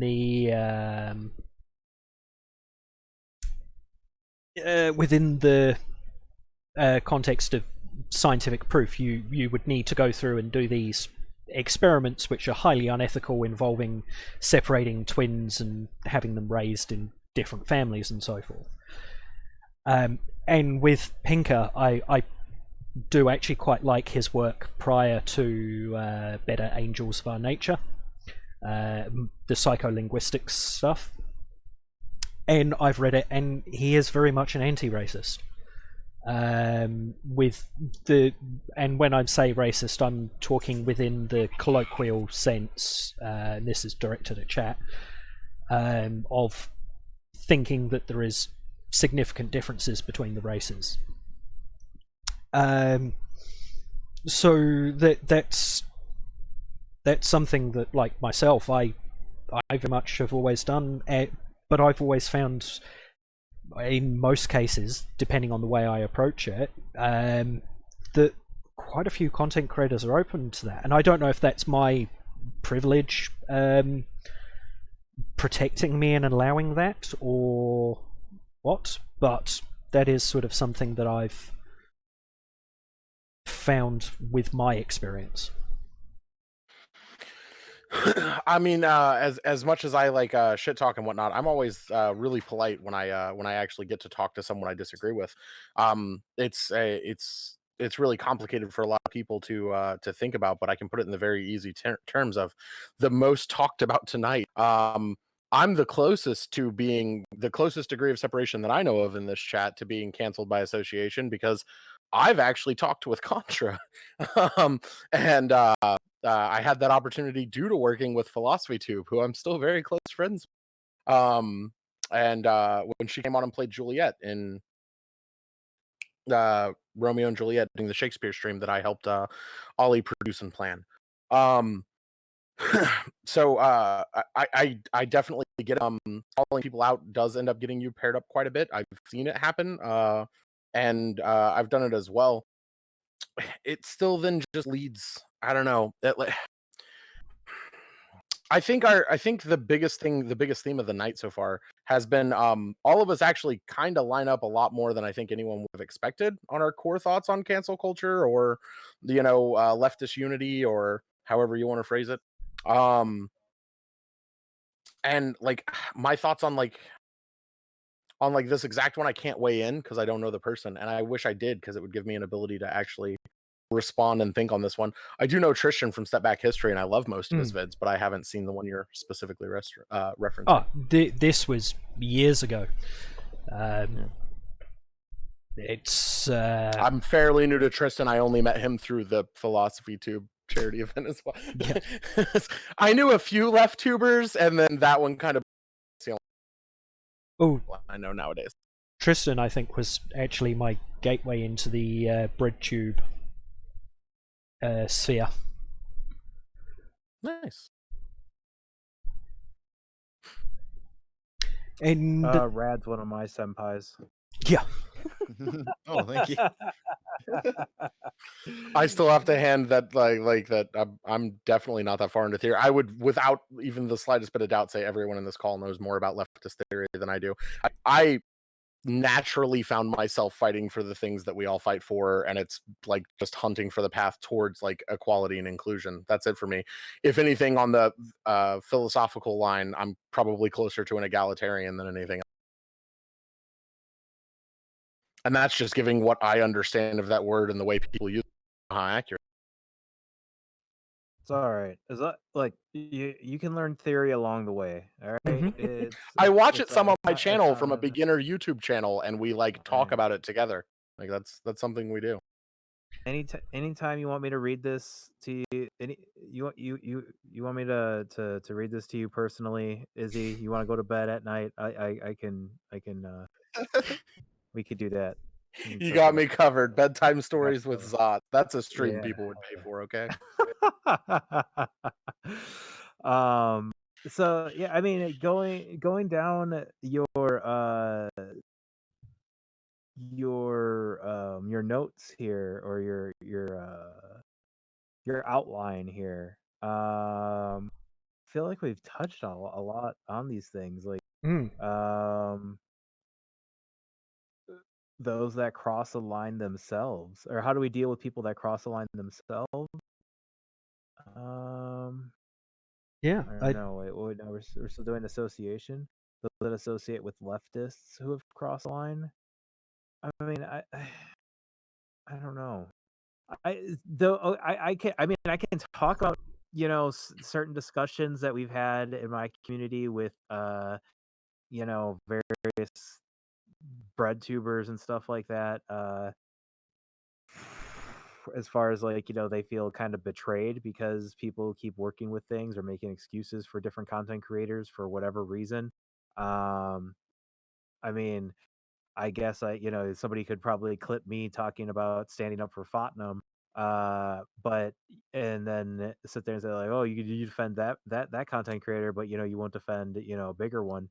I would say, yeah, because he comes because it's the same way that I would defend Izzy in regards to talking about trans issues. You know what I'm saying? If she came out and she said something that got somebody who doesn't live in her world upset, and but So the core of my content. yeah, if whatever, I would support her, and I would defend her with the same fervor that I would defend Tottenham, because it. Oh. Okay, just bear with me there, people. We've just had a bit of a technical issue with Discord. And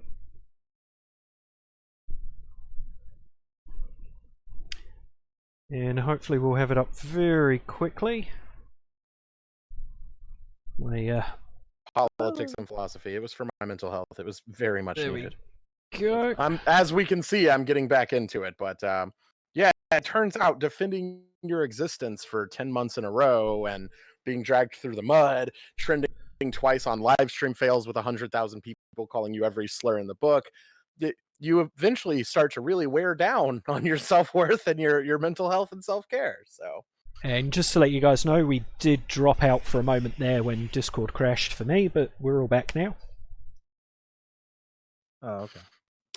So yeah, I'm getting more back into politics. I think the big is going to be when I drop this this YouTube video. I've had a lot of issues finishing up the script and filming it. I'm actually mildly disappointed that I live in Maine right now, because it's a topic I really don't want to cover without a person of color jumping in with me, but I don't have any locally that could read a part because I live in Maine.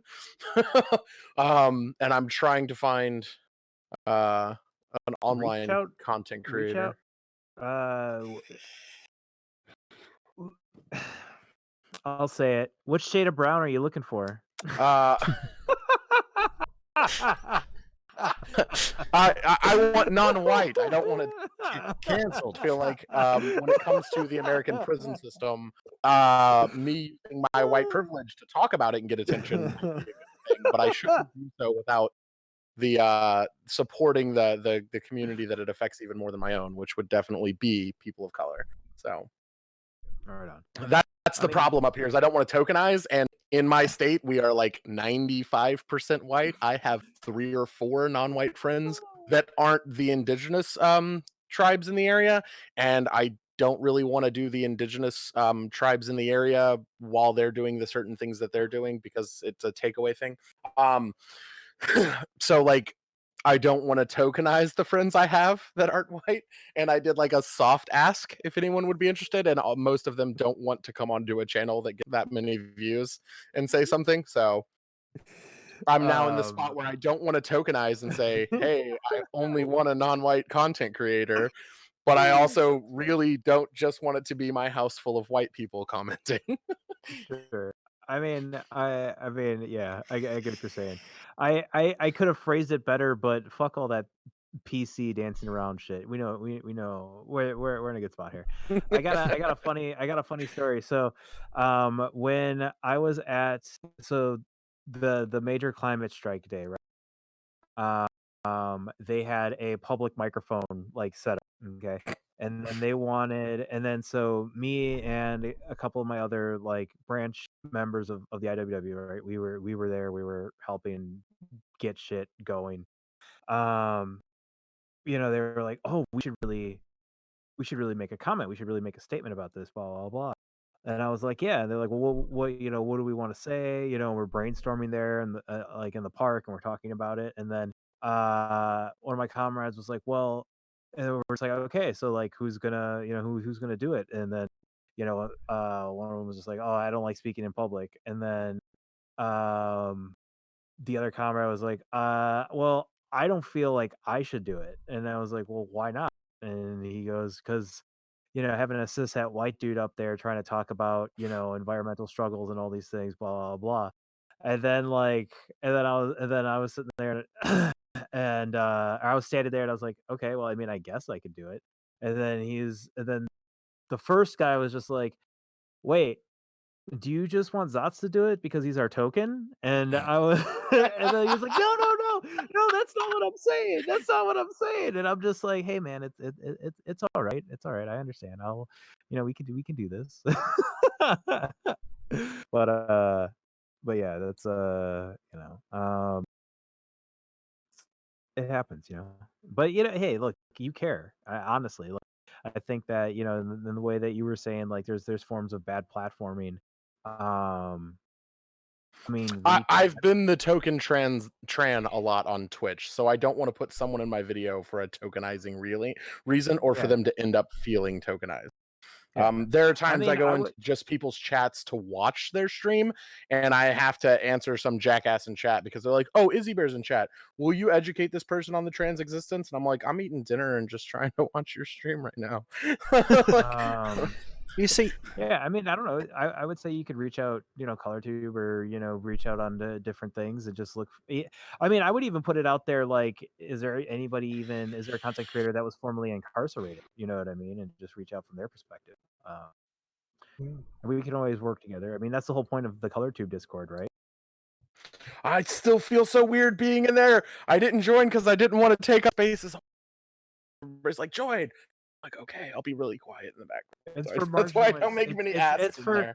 It's not about colored. Okay, that's not what it is. It's about diversity. It's about pulling together the voices of marginalized people within the left.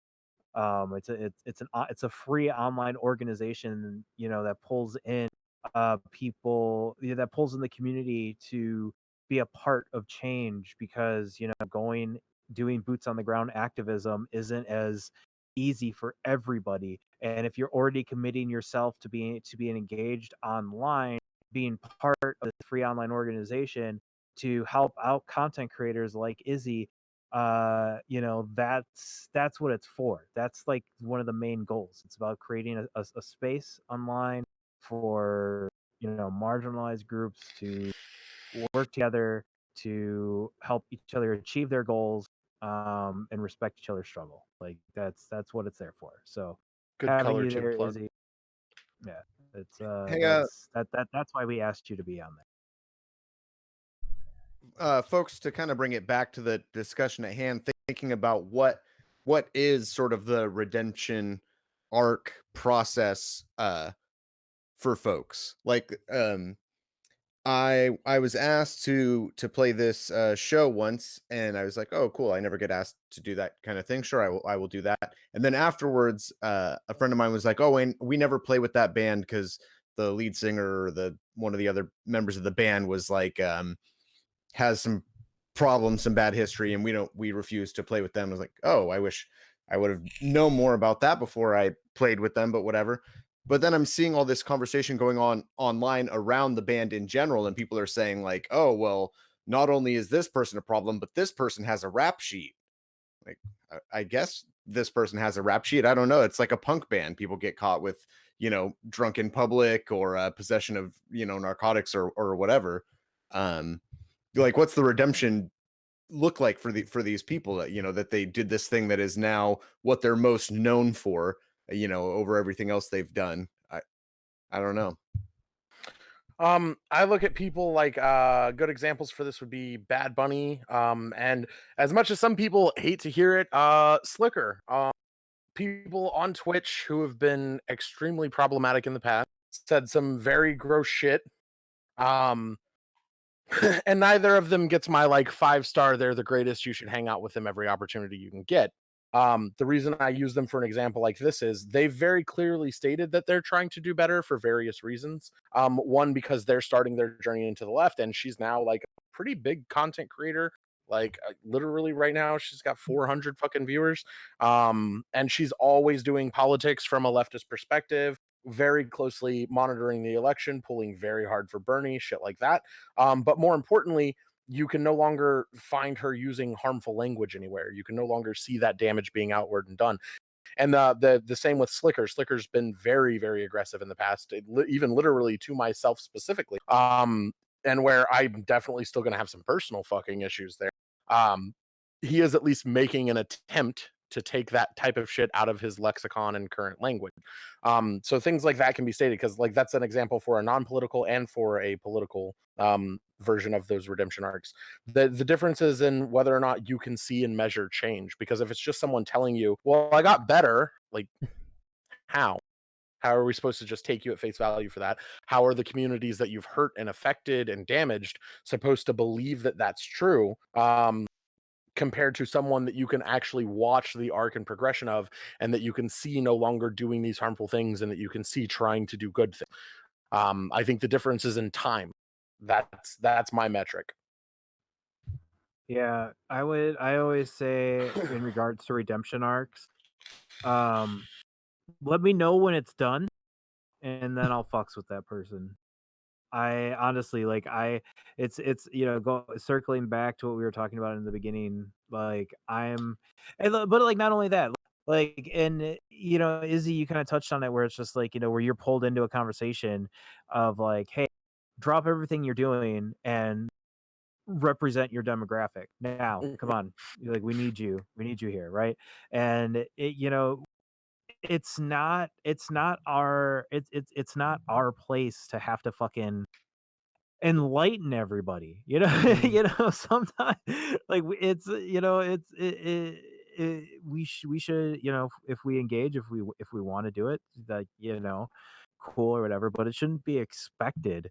And because I think, like, in my opinion, like that's kind of worse, like being like, well, like for me, I've gotten questions asked, like, well, why don't you like Bad Bunny? And it's just like, because every time I've interacted with her, I mean, I haven't interacted with her on like a vocal platform like this. It's always just been like I've been in like Lottie's chat or somebody else's chat, and she's been in there, and like it's just takes that I don't agree with, and when I'm challenging her, it's just it's a whole fucking thing. So for me, like it's just like, I mean, in my opinion, it's like, look, I it's not worth my time. I especially don't want to do it publicly because I don't want to put her in a spot where she's forced to be performative. I would, if she's willing to have a conversation, or to start a dialogue behind the scenes first, and then we can, if she wants to make it public into a more performative space, we can do it that way. But I mean, as far as like trying to uh hold her hand through her redemption arc away from being a racist piece of shit, that's not my job, you know. The reason I uh like using her for this example is now two reasons. Because one, it ties back to where we said it earlier, right? Like minority communities, specifically ones that were directly affected, are gonna be more hesitant, and just because I'm okay with interacting with her doesn't mean you should be. That's not the way this works. I still have white privilege at bare minimal, and then like furthermore, to like actually talk about her arc, like people came into my chat after I tweeted some stuff about someone who was like mad shitting on her over and over, and I tweeted a call out of this person and said that that was kind of the pot calling the kettle a racist slur. because it was. This person has done like a lot of the same shit in different contexts. But it was like ridiculous. Like thousands of people then came in talking about how I'm standing Bad Bunny and oh, I'm falling for some grift and yada yada yada yada. Whereas 2 days earlier, if you had come into my chat and you had asked me about Bad Bunny, and I could say this because it's definite fact, all my viewers in the audience that come from my channel will absolutely agree. When people came in and talked about Bad Bunny before, I said, fuck that bitch. She says really gross shit in her Discord. She had a channel for fucking shaming trans like sex work that was named after a slur. Like I dragged that bitch for a year and a half before she started this redemption arc. But once she started it with everyone else, I'm like, do you? Let's see how it goes. But I don't want shit to do with that. Like and now I'm up here saying like she's a good example of a redemption arc because she's put in that time. I've watched it, I've measured it. Now I'm not going to say that means she should meet your metric. How fucking dare you talk ill of her? Like no, fucking that's your fucking experience in your community. You definitely experienced it at a different level than I did. Like do what's necessary to make sure that she meets your fucking metric. That's fine. And I mean, like, and the other thing is too, I also have to take into account that I'm a man, right? And I don't want to fucking put that I don't I don't have the energy to put that fucking energy out there. You know what I'm saying? You get what I'm saying? Like I'm just like I'm not about to fucking sit there and just I don't that's a road that I don't fucking want to go on. I got no, I don't want to have to fucking sit there and just be like, I'm not trying to do it because no, fuck all that. No, I would just much rather just leave it as it is, and like if I just think of it like if we were at a party, I wouldn't necessarily go up and strike a conversation, but I would be like, give them an up nod, like quickly go across the room, like, so. But, I think an interesting thing about like okay, so with Bad Bunny's cancellation or whatever, for example, or that she has a problem past, right? It makes more sense for maybe Kamazatsu to be a little more hesitant. I think like the reverse is also true, that people who have various like minority or oppression statuses, they are quicker to be the target of whatever cancellation or something. Like Peter Coffin has worked with a bunch of different people, but who seems to have taken the biggest grief from that was Angie Speaks, a female person of color. It took it the hardest out of all the people that have like worked with Peter Coffin, for example. Yeah, and that's a really good point. I'm really glad you brought that up too, because like there was a lot of discussion within my community about Angie Speaks, being like, she's defending a rapist, she's all the shit that we know about everything, and unfortunately like the doc attempts and all that other shit, like it's awful. But I mean, she has a right to defend her friend. She has, it comes down to one of those things where it's just like, try to talk to them first. I don't understand. Like, I don't understand. Like, we are once again, you asked us to kind of state what we think the left is, right? And for the most part, I think that just the five of us here, we're all in agreement. It's a small sample size, but whatever. I'm on the internet. I can do. Um, it's we all want this egalitarian society. We all want to work together. We all want our gay space communism, as it were. Um, Transhuman cat people in space Angie is the Speaks future. trans, or reaching out to Angie Speaks in a way where she's like, she's a person. We're all just fucking people. You know what I mean? We rent apartments. We fucking most of us hold fucking shitty fucking jobs. You Uh, rent. Whatever.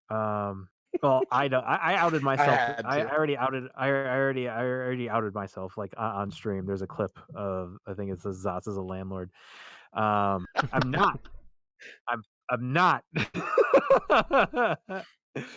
Well, now you're canceled. I'm canceled. Look, I married a white woman to get a house. Okay, I That's put fair. in my fucking time.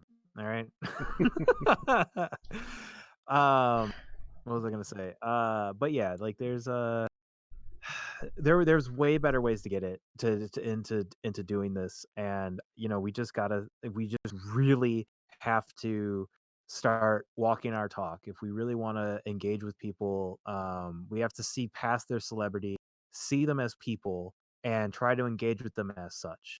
And if they're gonna fucking turn inwards on themselves and then tell everyone else to fuck off, that they're not important enough, then I think that really shows where they stand within this struggle. I like to think of, no, that's too tangential. Yeah. So to keep to where you said it there, I like the specific example, like Angie Speaks is getting it really really rough, but also like I don't know because I haven't really been closely following this discourse. But I know like she did the vampire coffin, the vampire's castle, and Peter Coffin came in as the vampire. I hate the vampire's fucking castle. That was the dumbest fucking thing that's ever come in on this discussion, and like it's so fucking annoying. But you do more commonly see, and I think it was the serfs who did they did a diagram of it on stream. You do more commonly see when there's like cancellation on the left by leftists that women and people of color are and other minorities are very highly affected compared to other people. And my name was on that list along with Bad Bunnies and whatnot. And I was much more to the left, to the canceled side than people like the Serfs, Peter Coffin, Philosophy Tube, and Contra was a little bit further to the canceled side than I was, and Bad Bunny was up there with Contra. Because it does. People will still use the inherent biases and stigma that exists because it makes for easy fucking target. So you got a point. Yeah.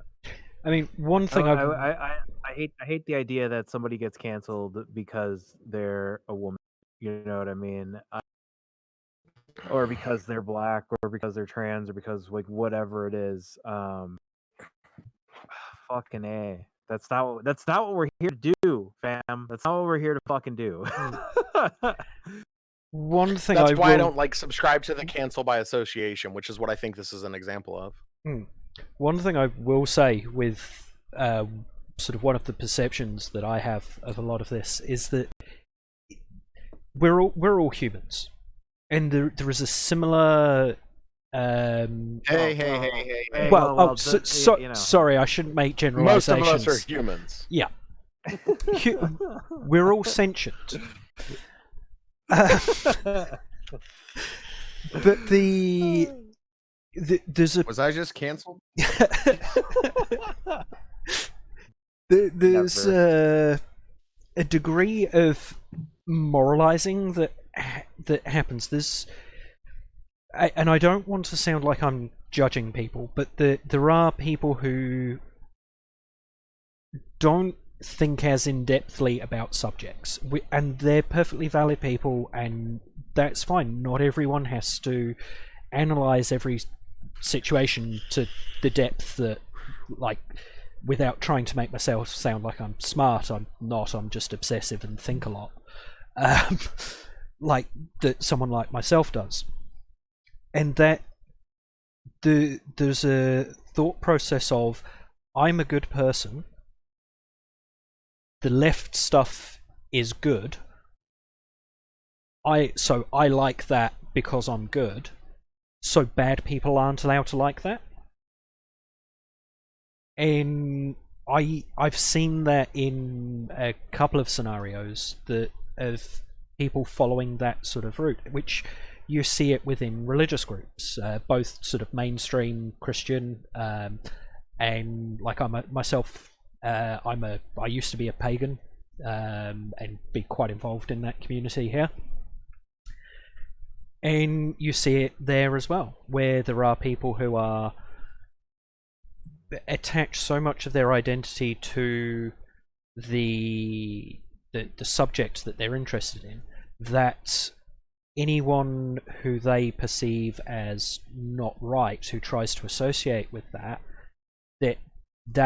then they become quite hostile to that, because they don't want to see those bad ideas associated with them. And I think that's where a lot of these sorts of ideas come from, is that sort of moralizing and essentializing of philosophy as part of personal identity. I don't know if that makes sense to anyone else. It does. To an In extent, yeah. that a canceling of a person would represent like a discounting of the ideas they stood for, is what you mean? What, of not cancelling them?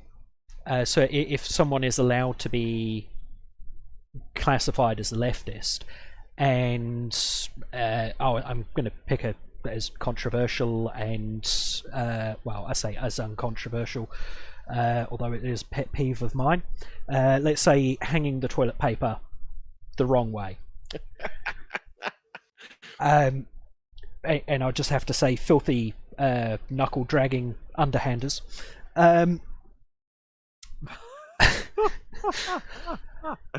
Okay. What's it? I'm out of here. Wait. Okay. What, in your opinion, is the proper way to have the toilet paper roll? Overhand. Is it with like the fold going towards the wall, like the roll going towards the wall, or is it going towards the seat, or towards you, or outward facing? Outward from the wall. That is the only correct way to put the toilet paper roll. That is something that I will broach no discussion on. I gotta pull up chat. But if there was, doesn't call you a monster. Obviously, just going outside is the more environmentally sound option.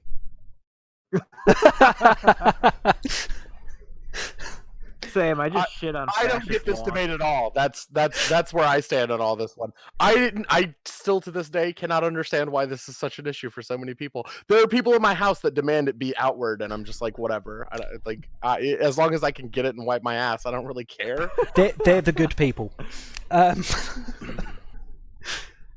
have in my house we have like one of the free floating. We don't have it like attached to a wall. It's just like the free floating like ones or whatever. So it's like the chaotic neutral of this discussion, where it's just like, oh, you don't like it, just rotate it the other way.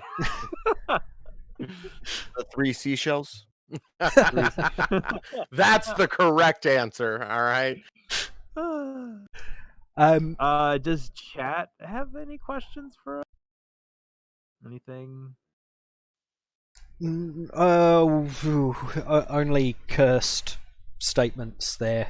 I'm tempted to ban you there, dude. I can't. Nothing's coming up in my chat on here.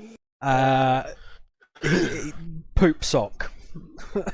We just we all solved left unity, so I guess they should be singing our graces, right? Yeah, we've saved you all. We set the official rules, and anyone who doesn't follow these are fucking canceled. Okay. Yeah, 100%. Yeah. Look outside your window. It's libertarian communism. It happened. No, like the way you were saying, where people who don't put like the deep-seated like philosophical thought and how they get to that. My hope would be most of those people don't stay married to it in that general sense of identity. I like how Ellen Arbery is putting it in chat. Ellen Arbery go like a way, and I go like a way back. They've been one of my longtime followers since I started doing political coverage. And we have a Venn diagram of association. They followed me because I'm a veteran, and then sat down and listened to everything else. And that's where they started catching up and getting on this path. And I like to think that that's still possible with a lot of people. But then again, when I say I don't know theory, by the way, I'm not like some jackass who's saying fuck theory and no one needs theory and you shouldn't learn theory or yada yada. I didn't come from a privileged enough place to have the opportunity to learn it, and I'm self-educating now at 30 years old. I got thrown out at 13, and I've been on my own ever since. College wasn't on the table for me until I joined the military, and then leaving the military took it off the table for me. I didn't have the opportunity to get here via philosophy. So I guess I can't really fully relate to that mindset too. I don't know how much someone would actually marry that to their identity. Because for me, I only ended up here and in the communities that I'm in, and now being labeled as a leftist and finding myself aligning with left because of my life experiences and wanting to prevent that for as many people as possible. Well, we're glad you're here. And it's perfectly valid for people not to know theory. The best thing is when you don't know to say you don't know. Like there have been times where in this discussion where I've been very quiet because it's not a subject that I have a huge amount of knowledge about, or in particular cases. So I've kept quiet because that isn't something that's my wheelhouse or my area. And I've sat back and listened and learned. And especially for yourself, Izzy, if you're taking that journey of learning theory and sharing that with your community, that's absolutely fantastic work and very valuable to people because you're helping bring people along on that journey with you. And a really good content creator for exposing people to theory is Radical Reviewer. If you haven't heard of them, they're the dog. Fucking awesome. I think I've reviewed one of Radical Reviewer's videos on stream. I do a lot of the basics right now, so I get most of my stuff from Wireless Philosophy Wi-Fi. It's a YouTube channel that just breaks everything down like in a really neutral, like education, almost junior high level education video. And we find those pretty interesting to get us going, and then we try to dive deeper on each topic. I don't do anything but get angry on my channel. So, all right. I do a lot of that too, or at least I did. Yeah. I mean, I hate to push it short, but I gotta hit the old dusty trail soon. Yep. Well, I think we've actually come to the sort of natural conclusion of the topic, and I think it's been a very fruitful and productive discussion. I hope everyone else feels the same way. And on top of that, we have actually raised $100 over the stream. Nice. Currently putting you in first place. Which I'm absolutely shocked about. There's the Bulba that Zots is giving for the prize bundle.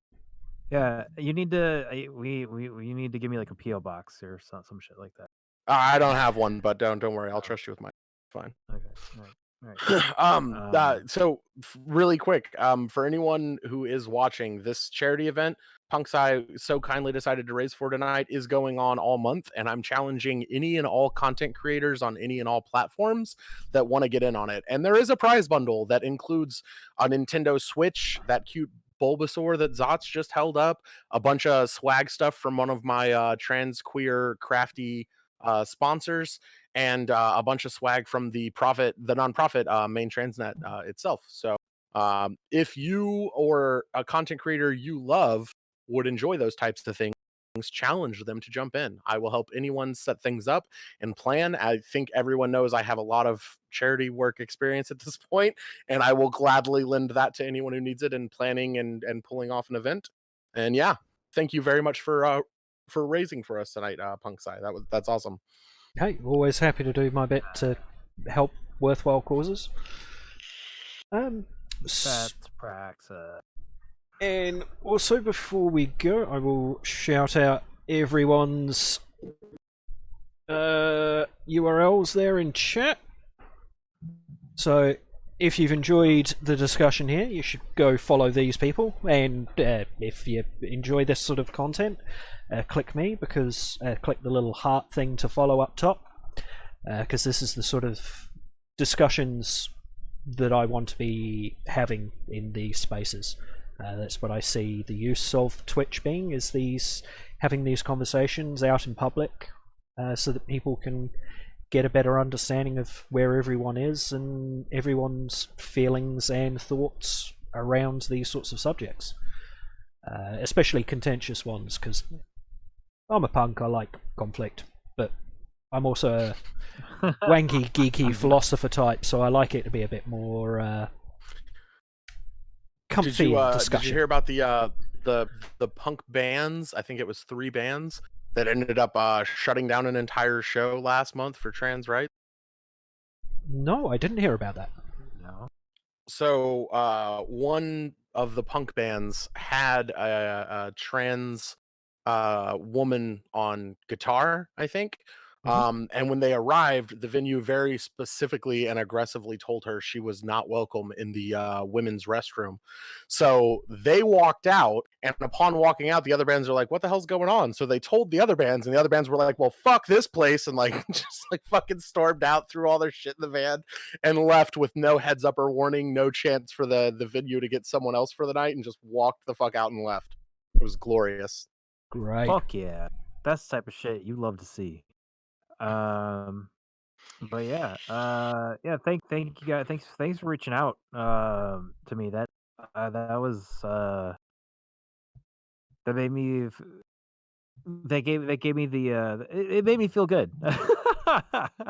Very often, more often than not, I feel like I'm just shouting into the void when I'm staring at the little like the little blinking light here.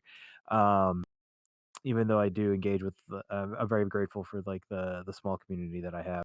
But no, it was this was awesome. I'm glad I was able to. I hope I helped. I hope I did something.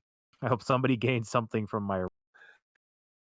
Oh, absolutely. I think everyone here has contributed and has certainly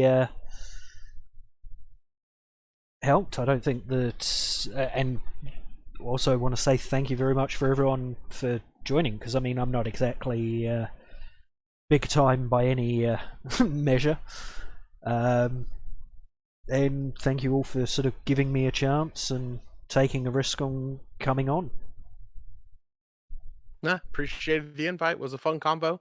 Nice to actually meet you, Radical Sci. Yeah. Hell Yeah, this went well. So what I'm going to do, I'm going to raid through to Turing News, partially because someone in chat actually said that Bernie has in fact actually won New Hampshire, is it? True. Which is fantastic news. It may actually be possible for us to have reform, and we may not need to do revolution. Shut up! Sure. Don't talk about Fight Club. Don't talk about Fight Club. Alright, so I'm going to click through on the raid. And if everyone wants to type in chat, because that gets you included in the raid, I will send you through to Turing News.